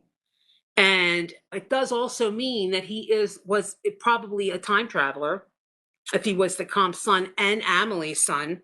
Okay, because that Bosham line has time travel stuff in it. So if Fergus is a product of two people that both have time, it's a good, strong chance that he is one or has the gene that share or something. So are his kids time travelers? I'm real curious about all of that as well. And are we going to see the Comte appear in the show? And that they needed to give his backstory and what happened that we know of? Because also in that whole scene, Percy is talking to Fergus and says, he disappeared under mysterious circumstances, which it wasn't really mysterious circumstances because they all think he died, but maybe his family didn't know that, or people didn't know that. They didn't know that he was in the king's court and what happened. Maybe that's what happened. I don't know. But under mysterious circumstances, and they just declared him dead. It would have been that they had his body. So they're kind of going on this idea, based on what we know from Space Between, which means that he's dipping around. So I'm wondering if we're still going to get a Stanley visit in from him as like a guest cameo spot in the story, or if somehow he's going to be connected in some other way. Like there's still that whole thing to discuss. That was what made me jump off of it being Fergus, was because of that, because I thought they brought all this in, like why'd they bring it in if they're just going to kill Fergus? But that still stands, and why did they do that? And maybe there's more to that story. So I'm curious about if you guys think any more is going to come. And please tell me what you think about Marsley taking that money. You don't think she's going to take that money, do you? That's another thing I didn't like about this episode, now that I'm thinking of it. I didn't like Brianna to saying that to Marsley in that moment. Morning after her husband is dead, okay? And she's like, would you ever think about getting the thing from this? Well, Fergus wouldn't want that. Well, Fergus would want you to make sure you're taken care of. You know what? She'll be taken care of. You know what I mean? She has a whole family and a whole bunch of property and people that love her on the ridge. She'll be taken care of fine. You know what I mean? She didn't need that money. Shut up, Bree. Shut up, Bree. That was you would never do that in the middle of that moment. Pick then, okay, to like say all this crap about this money. It just felt not right in that moment. You know what I mean? and classless. And I just hope that they don't go that route. Seeing Jamie's reaction with Marsley was heartbreaking. I didn't need his words. He had great face acting. Yeah, he did, but I didn't want to hear Claire. I wanted to focus on what was happening. You know what I mean? I didn't need that. She was saying all her little poetic crap, you know?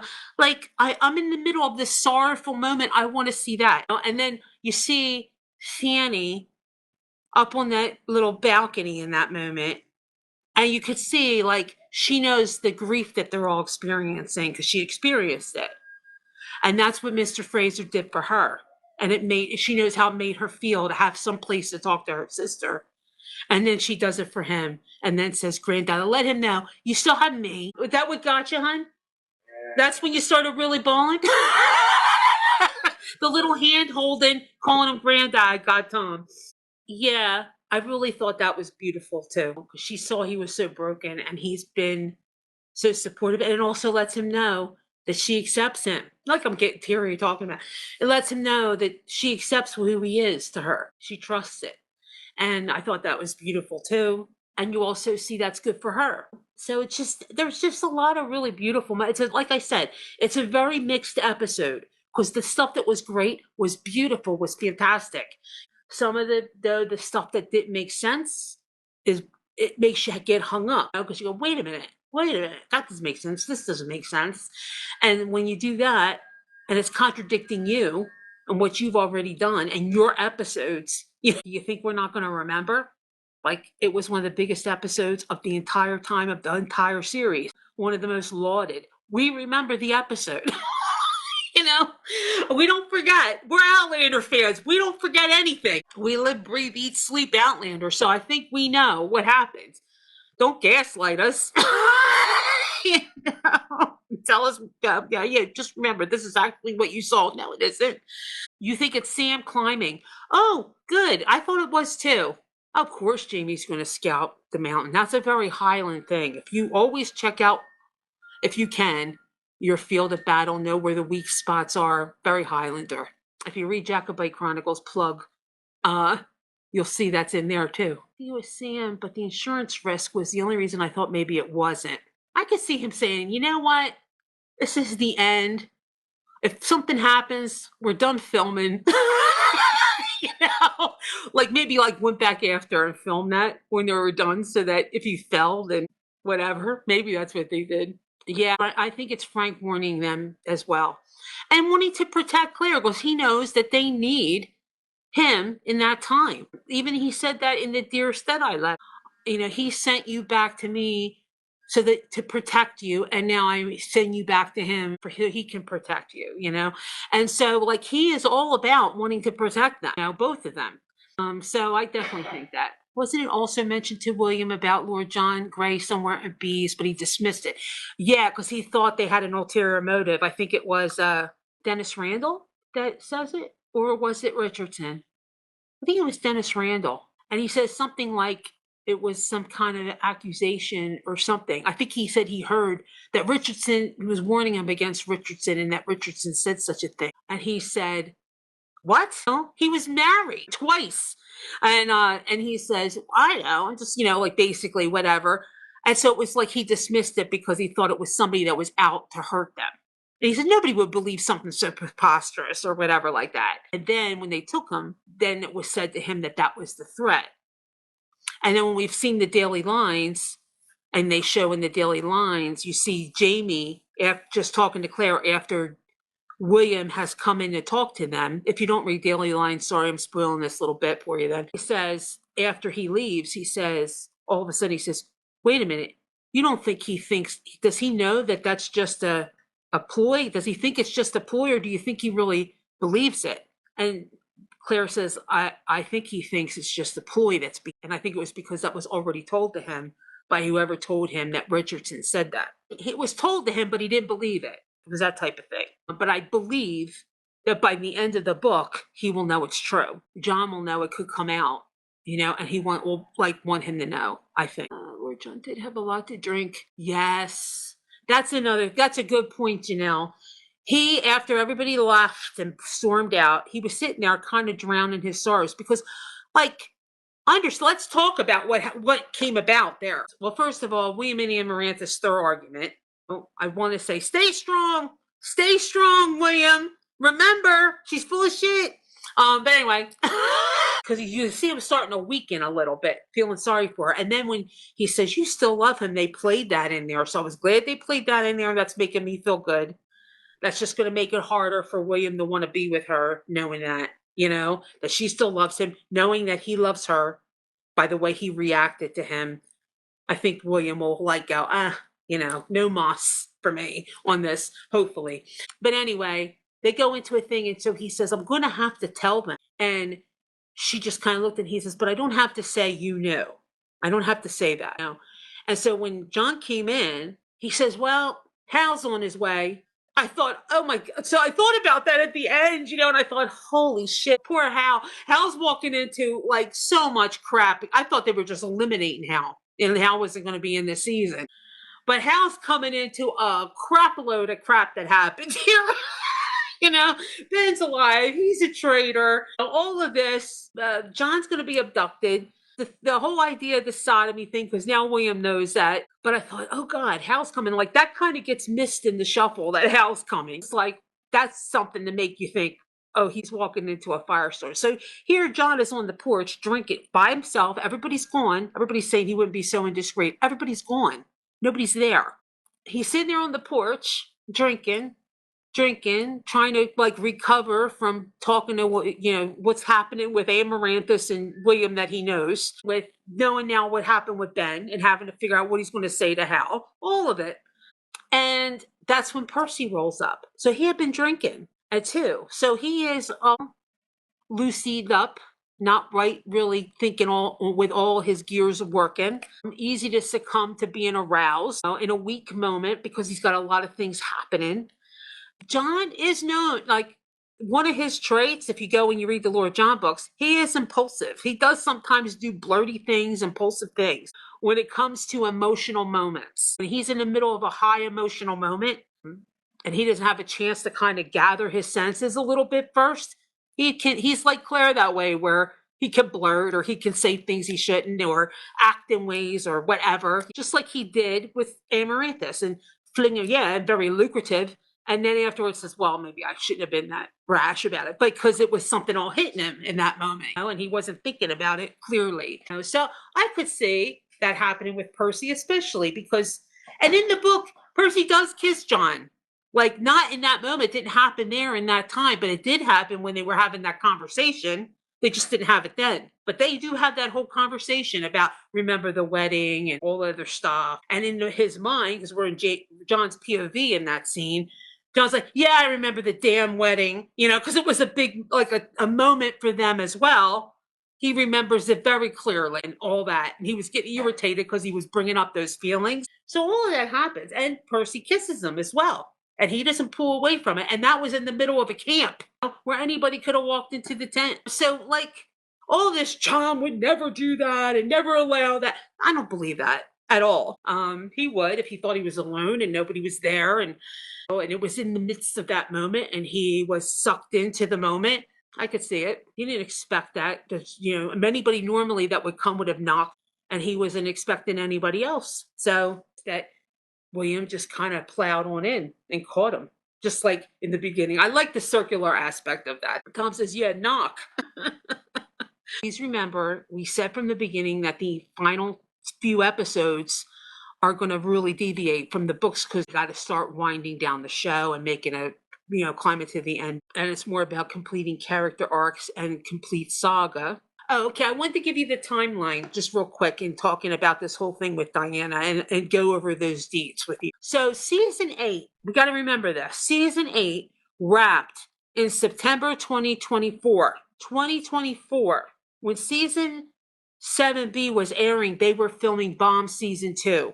And season 8 had wrapped, okay? Wrapped, in the can, wrapped, doing some final editing and stuff.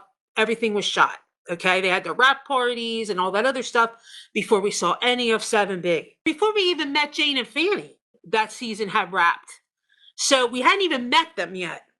And they were done shooting this season. And then we get to the finale, which is 4 months after they're done shooting.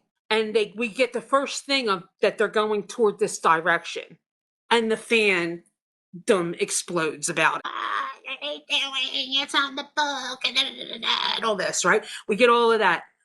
But before that happened, before that ep drops, okay, I'm laying it out for the time, but bringing my receipts, like I said. Before that ep dropped, Paula from Parade interviews Diana. They interview like a couple days before they get the screener. When you're big time media people, I don't get screeners, just so you know.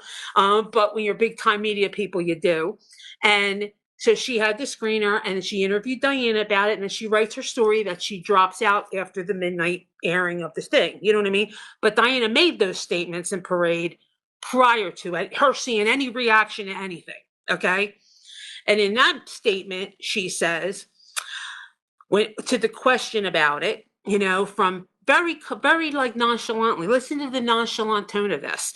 She says, well, they actually did get the general idea from me, though, she admits. When chatting with showrunner Matt Roberts about all things plot-wise, I mentioned that if I had written a second graphic novel, I didn't for assorted reasons. One of the reasons was Exile wasn't well received, and they didn't like Diana. I'm pausing from the thing to explain it to you. Nobody liked not having Diana's full writing. They didn't like it as much. And so it didn't do well. So she decided to get off of doing that. She said, had I written a second graphic novel, I didn't for assorted reasons, I would have shown what actually happens after Faith's presumed death at the Hospital des Anges, and how and why Master Raymond resuscitated and nurtured the baby secretly, but wasn't able to come back with her before Claire and Jamie left France. So they liked that idea and ran with it. That was the initial thing she said before anybody knew anything, before any episode hit the airwaves for anybody to see and react to. That does not sound like somebody that even attempted to try to talk them out of it. Okay. She had no problem with it. And she talked to them and said, I was going to do that and explain why this happened. She didn't say what I was thinking about maybe doing with this story. She said I was going to explain how and why Master Raymond resuscitated and nurtured the baby secretly, but wasn't able to come back with her before Claire and Jamie left for France. So they liked that idea and ran with it. Okay. That's what she wrote to Parade before the episode aired. Okay, fine. Finale of 7/16. There's receipt 1. Okay, then the finale aired, and the fan backlash started happening, and everybody started hitting up, Diana, like, what do you mean? Are you really going to do this? Are you going to really say she's alive?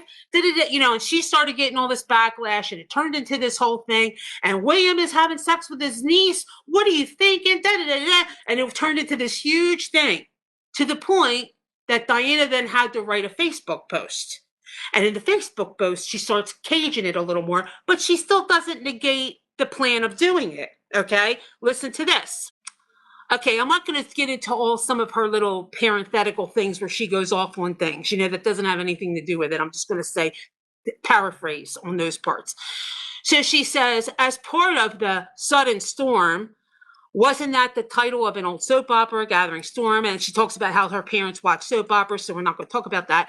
Okay, and then she says, anyhow, someone on another site posted a link to an article from TV Insider, which I gather quoted Matt Roberts as saying that when I say no to the production people, they listen to me and don't do things I strongly disagree with. What Matt said was, if she adamantly puts her foot down that she does not want us to do something, we don't do it.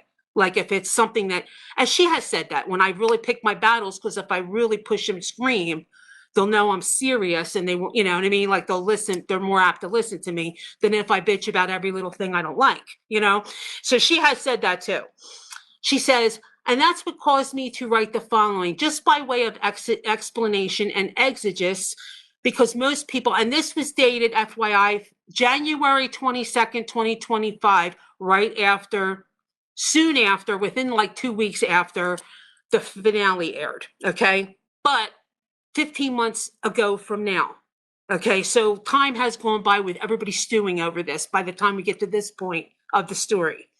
Okay, so she said, that's what caused me to write the following. This is Dear Whoever. Naturally, he's not going to say in public that they ignore my advice and objections when it suits them, though they very plainly do. People who work in show business are, as a rule, very circumspect in what they say because there's a really strong probability of it showing up in print, and shows up will not necessarily be the way the quotee actually said it. Often things are paraphrased or condensed in a way that actually at odds with the original statement. I try not to do that either because A, I actually like the show's production people and believe they are in fact usually doing what they think is right or necessarily the right thing. She says, and B, I quite like to keep on working with them. They do by contract have to pay me a consultant's fee, and they don't have to send me scripts or talk to me, let alone invite me to write the occasional episode, but they do. And C, I've had enough experience with the media, 33 years of it, in fact, to understand how it works and how it doesn't. And then she goes into the whole thing about how she's had 30 odd years of being interviewed and only had her directly quoted perfectly 3 times. And she gets into that whole thing. How she went to university. They say her university wrong, skipping all that. Okay, none of that is important. It's just an illustration of how easy it is in print version of a verbal interview to end up implying things different than what the person actually said or meant. It's counterproductive to all concerned for there to be an appearance of a serious disagreement among the people associated with the show. Mark that. This is why actors, directors, etc. seldom badmouth each other or the show's production, whether or not there's actual friction, and usually there's not. She says, not infrequently, there are actual unavoidable physical reasons for the show doing something in a way that ideally they wouldn't have. Then she gives an example of that, about Monmouth and how it was so cold and it was supposed to be hot, and everybody knows it was hot in the Monmouth battle, and how visually that looked wrong, but it couldn't be helped. Okay, so that was the gist of that. And then I'm telling you what was in the paraphrase part, so you don't think I'm changing anything she said. I'm just kind of skipping the parts that don't apply. Okay, so she says, now returning to Matt. We get along very well and always have. I visited the hugely expanded studio sometime last year. Last year is a complete blur for assorted of reasons, and had a long and congenial chat about a whole lot of things among me, my husband, Matt, and Meryl. We talked about Claire's parents, my point of view being that they are dead, but if Matt wanted to do a storyline about them in the prequel, it was okay with me. He did, and it works brilliantly. The actors are wonderful. Okay, this was before Bomb aired. So here she is talking positively about that. Notice how she changed on that too, but that's another story. Okay, but here she said that positively. She said, in the course of this long and very far-ranging conversation, we discussed things I was doing in Book 10 and what other projects I might have in mind, no matter how far out. I do, of course, have the prequel book in my to be TBD pile. And no, it won't have any of Claire's parents because they're dead. Repeat after me, the books are the books and the show is the show. She said Master Raymond was mentioned. I don't know by whom. Now, I read in another part where it said that Master Raymond was mentioned because this whole conversation that happens in Bees, and they were breaking Bees apart. And Matt started thinking, what is she doing here? It seems like she's laying something out she plans to do. So he asked her about it in this meeting, but this is how she says it here. Master Raymond was mentioned, I don't know by whom. And I said that I do have pieces of the book about Master Raymond, but that's about number 4 in my stack. Meaning I write stuff down when it comes to me, but I'm not actually working in any regular way on that novel. As this was a conversation rather than a meeting, then I mentioned casually that at one time I considered doing a second graphic novel. And if I had, she puts in capital letters, which I bloody didn't, and I'm not going to, it might have included something about, she's saying that to us, not to Matt. She put that in parentheses. She said it might have included something about Master Raymond and what, if anything, now she adds that. She didn't say that in the parade piece, but now she's adding that. What, if anything, he might have done following his visit to save Claire's life at the hospital. Okay, this is the way I work. I don't sit down and type out a detailed timeline of things I might write over the next 10 years. I don't work with an outline. I don't work in a straight line. I get ideas. Some of them come with words, and if they do, I write them down. If they don't, but seem interesting in some way, I just remember them sometimes as I work on other things usually. one of those will drift back into my mind, and then this time I see a possibility or a faint relationship with something else. She said, I'm not going to write a second graphic novel because A, I have no way to do that. I have too many other things I'd rather write first. And B, the first one was okay and fun to do, but not very popular, owing in part to ignorance on the part of the audience as to what a graphic novel was. This was a number reader. She explains that. She says, we had a lot of people that bought it and were displeased to find that it was a comic book. And then she talked about that. Displeased the artist had somehow failed to read their minds and draw their perceived version of Jamie and Claire, etc., etc. However, one of the things I liked about writing a graphic novel was that it gave me the opportunity to tell parts of a story that the book didn't. See, one of the benefits of the visual medium, being comic books or TV or video games, is that you can have multiple points of view operating at once. You can't normally do that in regular text. You can do it sequentially, of course, but that's not the same effect. So the exile isn't told solely from Claire's point of view. It includes POVs from Jamie, Murtaugh, Dougal, Galus, etc. Consequently, there are bits of the story that aren't in Outlander at all, or that explore what someone else other than Claire was doing at the time.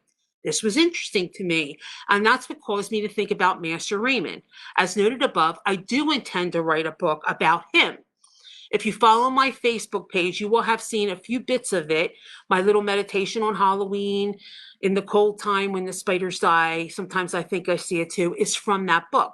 There's a little more below, which is a clip she included. Anyway, as I said, that book isn't on the top of my mental pile, but ideas still show up, and I tuck them away in some mental crevice from which they peek out now and then like curious moray eels. And one of those was my thought as to whether Master Raymond might have intervened in some way we didn't see after the nuns ejected him. I might not have written a word about this, and maybe I never will. Okay, you aren't going to see any of those thoughts in book 10 because they don't belong there. If you ever do see them, and they aren't even developed thoughts, just what I call kernels, they'll be in Master Raymond's own story should I live that long. Dude, she's not negating doing it there. She's saying it'll be a Master Raymond story if she does it. But the bottom line here is that no, Faith wasn't alive in the Outlander novels. People are forgetting that she's saying this. She's not going to be, and neither Claire nor Jamie will ever think so. William will not ever have moral quandaries about having unknowing sex with his half-niece. Then she puts in parentheses, though it's interesting to see how many people think that's possibility is just horrifying. She puts in capital letters.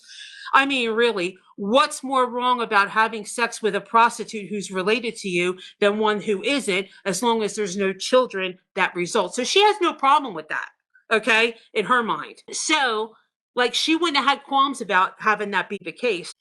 She said, repeat after me, the books are the books and the show is the show.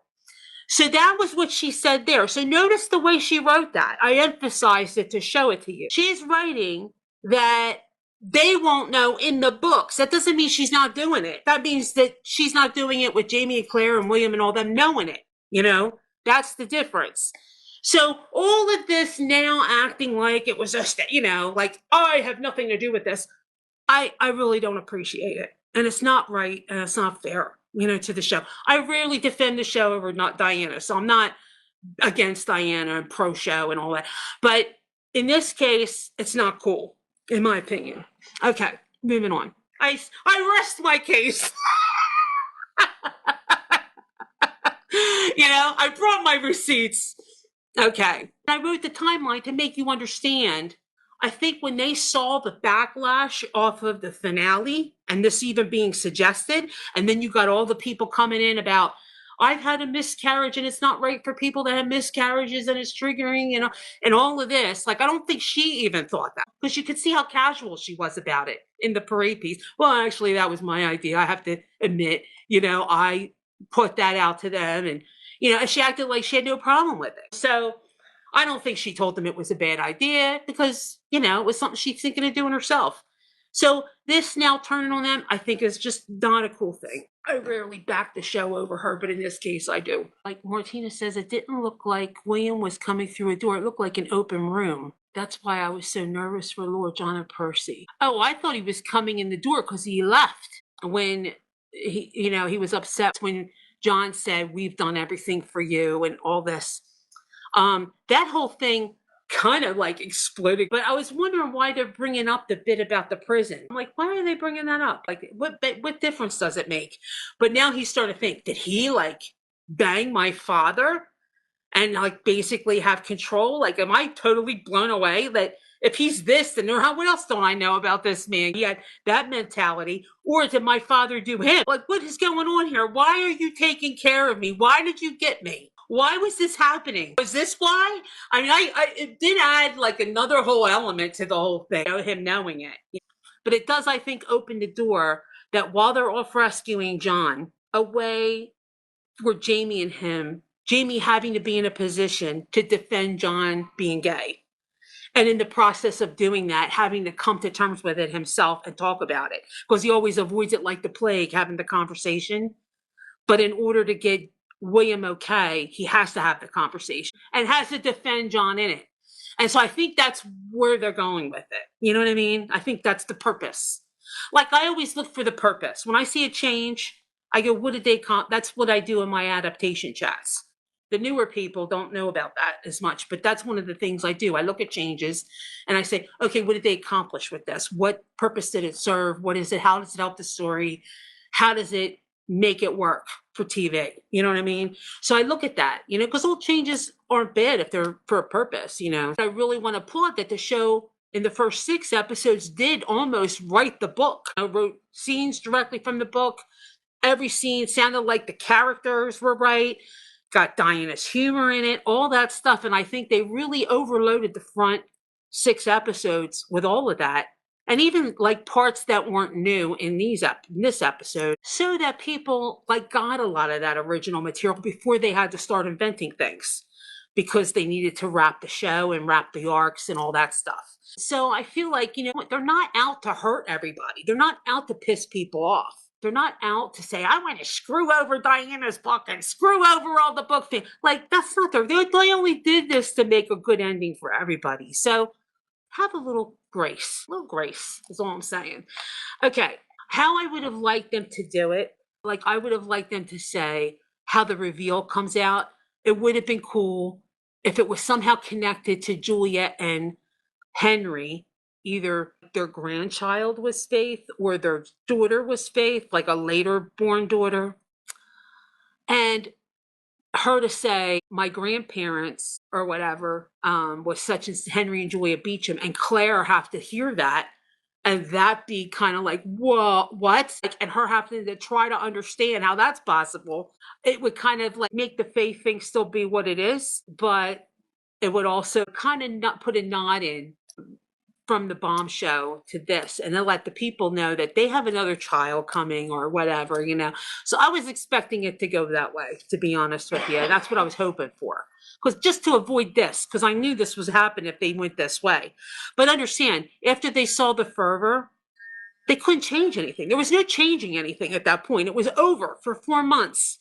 Done, Everybody gone. Break. Fini, So they couldn't change anything at that point. Like, it was done. And now they were understanding this is not going to land well. And you could tell as they were talking about it, like in panels and things like that, they were saying things like, some people are not going to probably be happy, but you can't make everybody happy. And they knew there was going to be, and then they were like, I hope people like what we did, or I hope people enjoy that episode. Like, they were talking about it like they had a little bit of knowledge that something wasn't going to hit right now. But I don't think they did it thinking that. I think they did it thinking, well, this is something Diana's going to plan on doing eventually. And the Master Raymond things, like, let's do this, and she's okay with it. And like, they probably didn't think it would hit that way. I don't think they anticipated it. I'm just saying, show them a little grace, is all I'm saying. Like, don't cancel your subscriptions, don't putting them on the cross, and all, like, understand they're not meaning harm. They're really trying to do a positive thing. So just give them a little grace, a little bit. You cannot like it. I don't like it. I don't like the way they did it. I think it doesn't make sense. And I think I'm ashamed of Toni that she didn't know what she said enough to know that we're not going to forget what was said. Maybe she thinks, oh, I could just fix it and they won't remember. It was like 5 seasons ago. No, we remember, We remember. And I think if anything, I blame her because she should have known better. She should have said, wait a minute, this doesn't fit Faith, and I wrote Faith, and I'm not going to have my old work look stupid or vice versa. We have to make this sync. She should have said that, in my opinion. Not that I'm mad at her so much, but I'm saying, like she should have said that.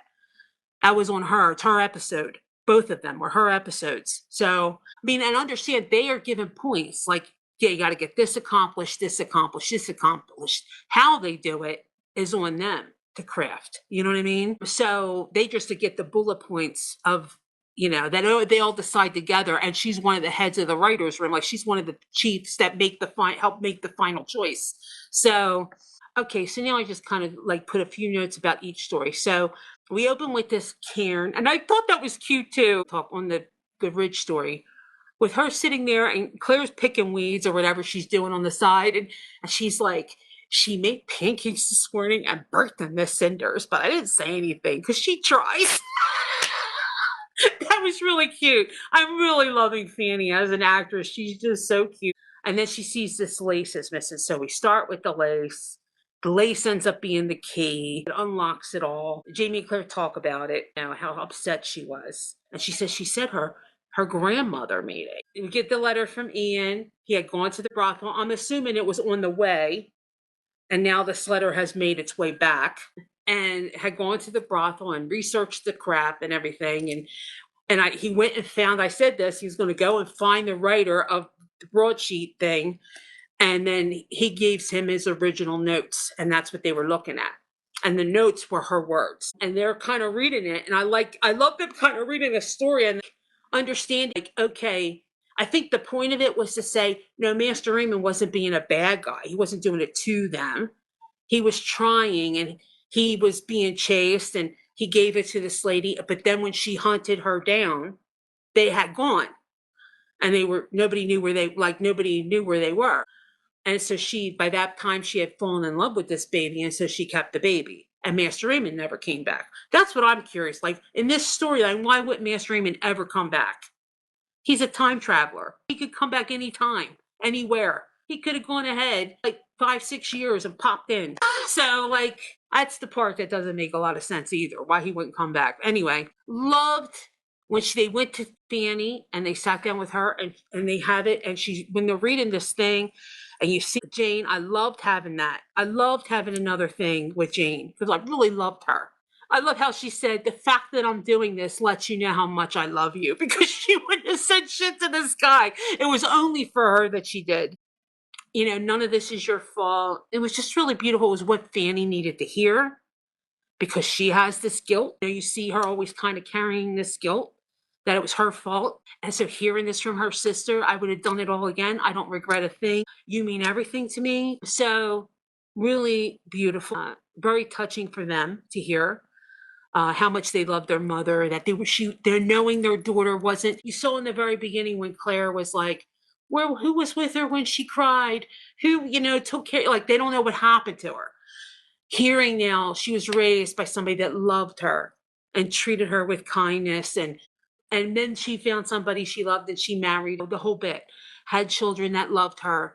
That, I think, put some ease on their heart that at least she was well cared for as a child. And they don't have to worry that she grew up in a brothel or whatever the hell, because she had no body. At least they know a little more now, about that. So I kind of like that aspect of it. And then you see the whole bit about him when he sees the lace shop across from the apothecary.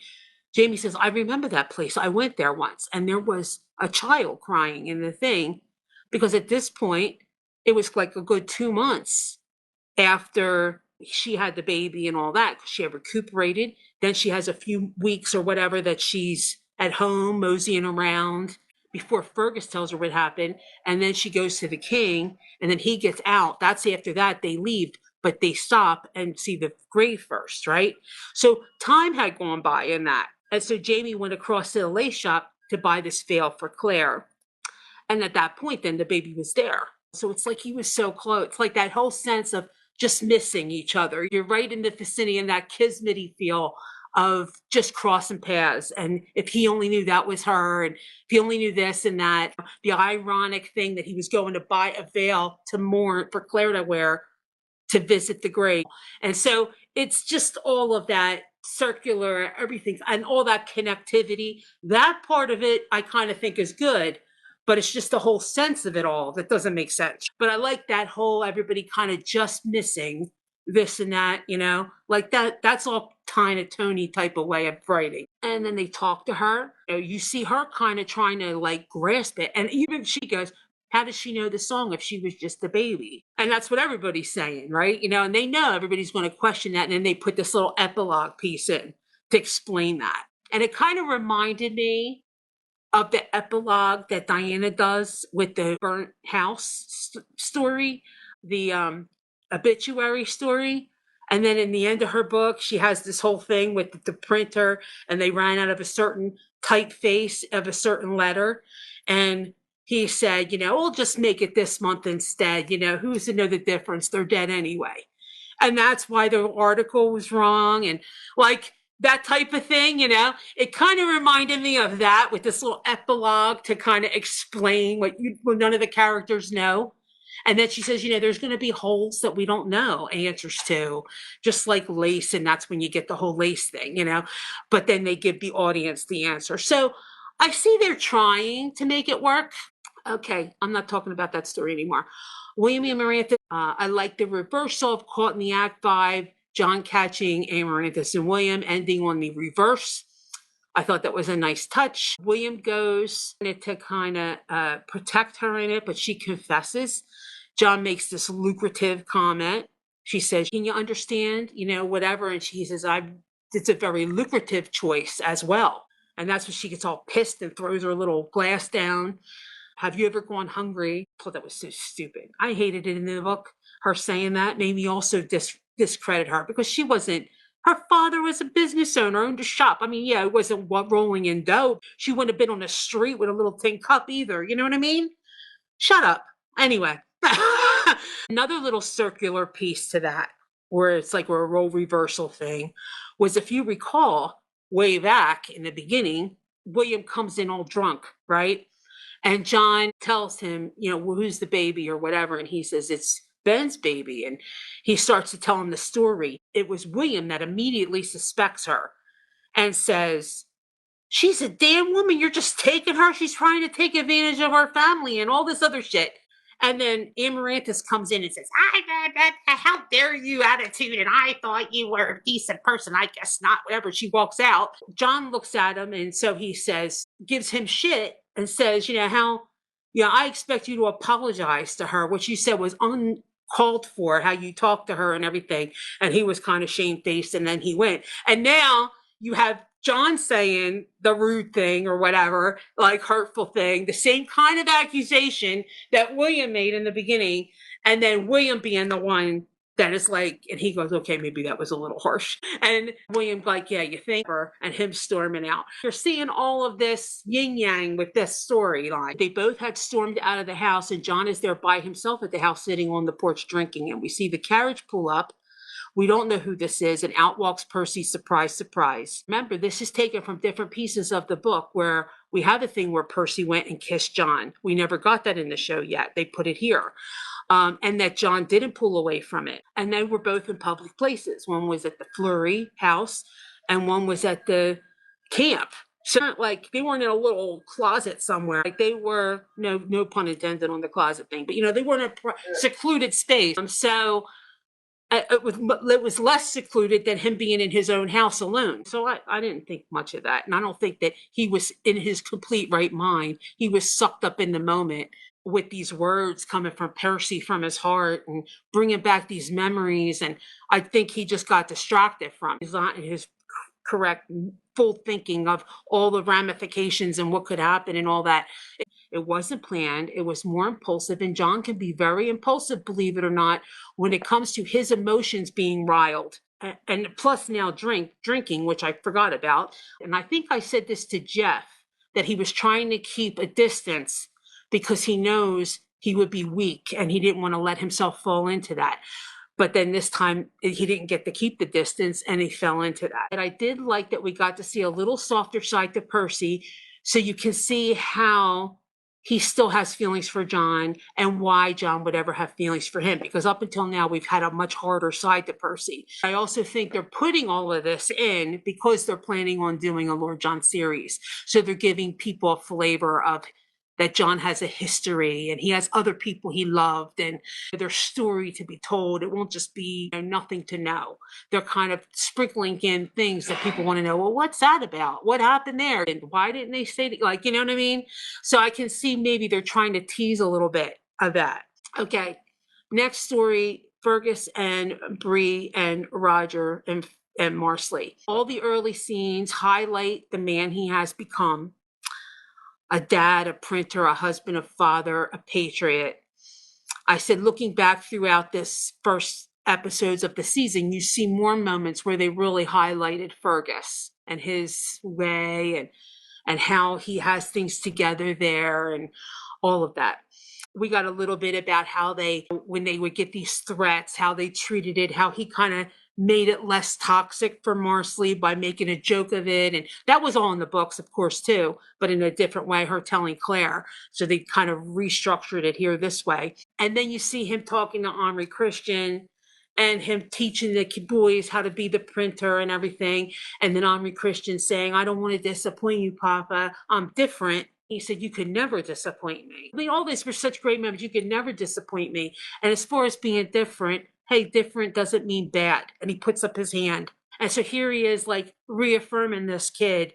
Use, just like Jamie said, if you go back to that, what he said to him back when he was going to kill himself, Jamie said, you're going to show him through you overcoming these things, that those things don't have to hold you down. You'll be that example for them to show them how a man overcomes their, I don't want to say handicaps, but things that are an obstacle for them, how they overcome those things through your own witness, not doing this. And so now you get that arc kind of completed with this. And so I think it's really good that they did this. It works. So story-wise, we also get a little, as I was thinking about older episodes, remember at the end of that episode, Jocasta had given him the money for the printing press, and he went to his Jocasta and said, if my son dies because you did this to him, you're going to hear from me or whatever like that. And this ended up happening. So that's enough foreshadowing when you go back and watch the series that you'll see.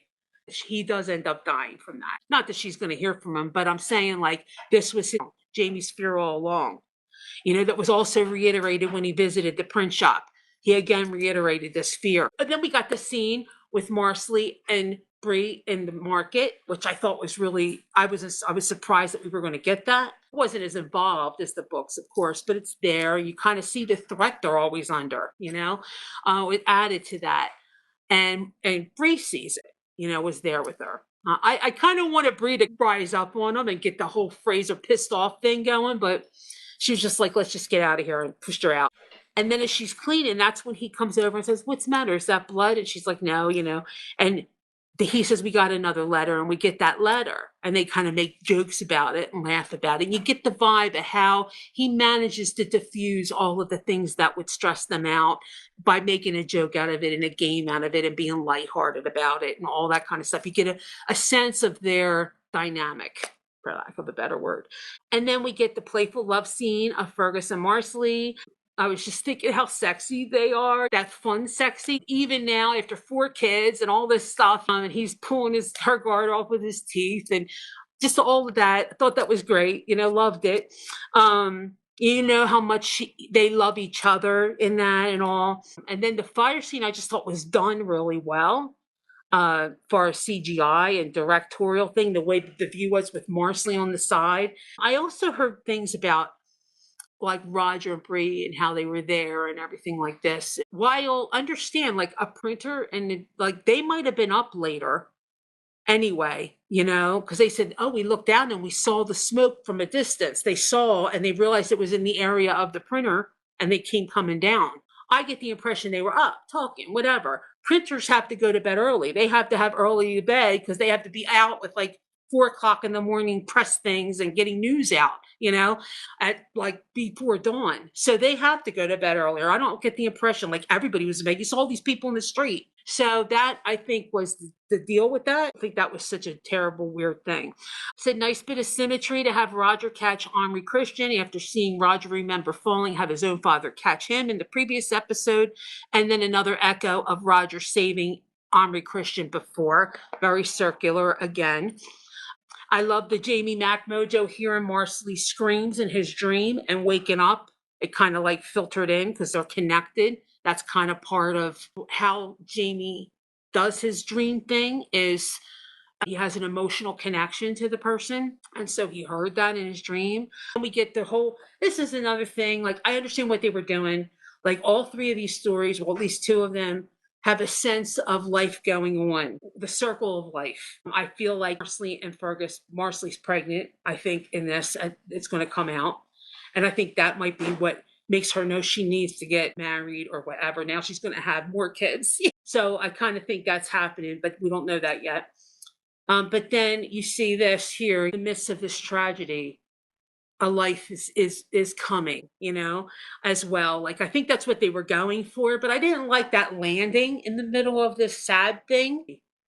A life is coming as well. Like, I think that's what they were going for, but I didn't like that landing in the middle of this sad thing. No excitement from Roger because you can't get excited too much. Her just kind of be like 5. I did like the conversation. If something happened to me, would you go back or would you stay? Like, that's also in the book. But that was about her heart that she was having that conversation. This was in a different context, but it's from the book. So I like that part of it. I just didn't like the pregnancy thing landing then. They could have just did that next episode. But I get what they were trying to do. Make it like somebody dies, there's another life coming, and that whole life moves on thing. Them just though trying to cope on the couch, just a very somber scene.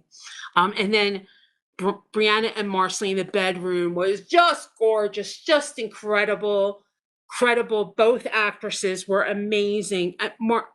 Lauren Lyle, amazing in this episode, all the way across the board. I think in that scene, like, was one of the best acting that I've seen from Sophie. She was really great in that, the way she was reacting. And I think, like I said, this all is so emotional anyway for these actors finishing this series. I think it, like, a lot of it's genuine. I didn't like Brie bringing up the comps offer, and the suggestion about Germaine. I wanted to smack her and tell her shut the hell up. They arrive on the ridge. To note, there's no Buck there because I kind of think they did that so that they could make this Buck story and all come out when they see Buck. And like, so they made Buck kind of away doing something. That's what I think. Because I found that unusual that, well, how come he's not coming out or being shown or whatever? But I'm glad maybe that means they're going to do more with that because I want that. Marsley and Buck would be a great choice by the end. It's going to be at least a year that goes by. And it would kind of give the Widow Jenny flavor, but replaced with Marsley if they end up connecting Marsley and Buck. I think Fergus in heaven would approve of her getting a very strong, capable man like Buck to take care of her and the family. I say in the previews, we see Lord John is taken. In the next episode, we also see Amaranthus come in demanding where William is and what happened. We see training begin for King's Mountain.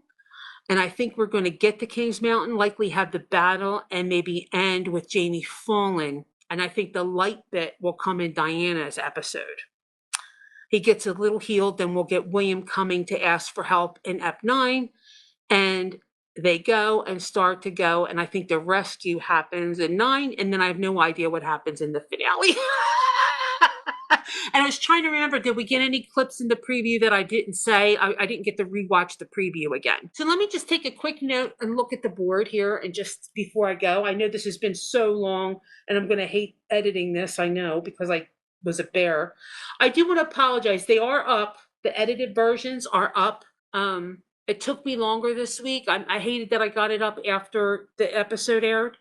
But I had a day I was tied up with taxes all day and a day that I was tied up with my infusion all day because I get an infusion every 8 weeks. So that involves a couple of different medicines. So it takes all day. And so I lost days that I would have had to get that edited. And that's why it's late. So I apologize for that. Plus it was longer, like this one's longer. Okay, let me see if there's anything here that I need to say from you guys. We're never leaving. Okay. You are entitled to your feelings about Diana. She has been on board mostly all the time. I think that is just the parts that are being written about her characters in season 8 that jostle her. She has a pretty sarcastic wit sometimes. Oh, I know that. I'm always defending her and saying I love her bluntness, and she's always gonna like say how she feels and all this other kind of stuff. I don't have bad feelings about Diana. I just don't like the way she's being in this because I feel like it's only making the anger in the fandom worse. That's my point. And she knows how this originated because she already has said that a year ago when this all first came out. So I don't think she should be doing that, in my opinion, because she knows how it came about. It's not true that she just didn't know anything about it or whatever. And so I'm angry about it and disappointed. I won't say I'm angry at her. I'm just disappointed knowing it's only 3 episodes left and she's letting this toxicness and not doing anything to kind of help it a little. But I do think maybe she's more upset about other things and that just got lumped in and people are taking her upsetment as that. But when she said whole cloth invention, I was like, no, it's not. It's not. So I just got annoyed with it. Sorry. Anybody that knows me knows I rarely say anything against Diana. You know what I mean? I've been accused that I'm too defending her all the time and she makes mistakes and and all this. So believe me, if anybody's going to say that, I would. But I feel sorry for the people in the show because they really didn't think they were doing anything terrible or out of Diana's plan or anything with this. They were just basically making it in the show that they know about it, whereas in the books, they wouldn't have known about it. That's the difference. Hey, Martina says there's nothing sexier than Fergus Fraser speaking French. Yeah, now, do we think they already got the guns and all that was already done by the time of the fire? Like the gold isn't in a big lump in the middle of the print shop somewhere, is it? Like they ended up already doing that and a little bit of time passed before this happened? Is that what we're assuming? Because the painting was finished. So I'm thinking that was at the end of last episode that they said that. So I'm thinking in between the 2 episodes, they got squared up. I really wonder what Roman Baru would think about their characters. You don't think he knows? I think he probably watched it. Maybe he and Cesar watched it together as just like, let's watch this episode of us dying. Because they both live in Paris, so they could. Lauren Lyle is truly marvelous. At the rate Diane, honestly, if she's going to be like that, I kind of don't want them. In a way, maybe they shouldn't do the Lord John series because she's very protective of that character. And that series is hard to do. They're going to have to tweak some things to make it work as a series because there are novellas and a lot of short stories and you know what I mean? And they got to make it work into an arc. And so they're going to have to do things to tweak things. And I hope that she knows that going in or says no. Buck was scouting Cleveland. Okay. I'm thinking maybe he was helping build up militia. Maybe after he came back from his Kings Mountain thing, he said, okay, we need to really get moving on this plan. I need you to go out and talk to people. We don't have E in there, so like he doesn't have a pal to go out talking to people with. So now he has Buck. Sophie has really matured as an actress. I agree about Claire's voiceover. Also, that you think the speech about the lace was a bit cringy. I like that. I mean, because she knew that was a way to connect with Fanny because of the lace and how it mattered to her, and so she tried to use it kind of as an analogy, and I liked it. I mean, it was okay. I didn't like it at the end. I feel like at the end it was too much. Okay, and like I said, I'm not saying this to bash Diana. I love Diana. I love this work. I love these books. I teach these books, so I taught college classes on these books. So like I love Diana, with my whole heart and soul in her work. I just am not happy with how she's acting in this situation. I just think it's not diffused. It's antagonizing, as I said, or doing nothing. I'd rather do nothing. Did we see anything else in the previews you want to mention? I'll wait for a second. Look at the board. Were they bad to Meryl? I didn't even look at that. That's a shame. All right, Kyle. Boy, you got a dose. She says she's new to the fandom. She got a dose. Oh, thank you, Diane. Diane came to one of my classes. Okay, everybody. Thanks for hanging with me. I got to go cook for the fam. This has been another long show. So sorry. I'll try to edit it the best that I can to get it to down. I'll make it work. But anyway, if you're watching this on YouTube and you're not hating me by now, please feel free to like, subscribe, comment, and share. Thanks so much. Have a good one. Let's all take a breath and At least now it's all said. So we don't have to, you don't have to go, when is this like shoe gonna drop? It's dropped, we're done. All right, guys, I love you. Thanks for hanging with me so long. Bye.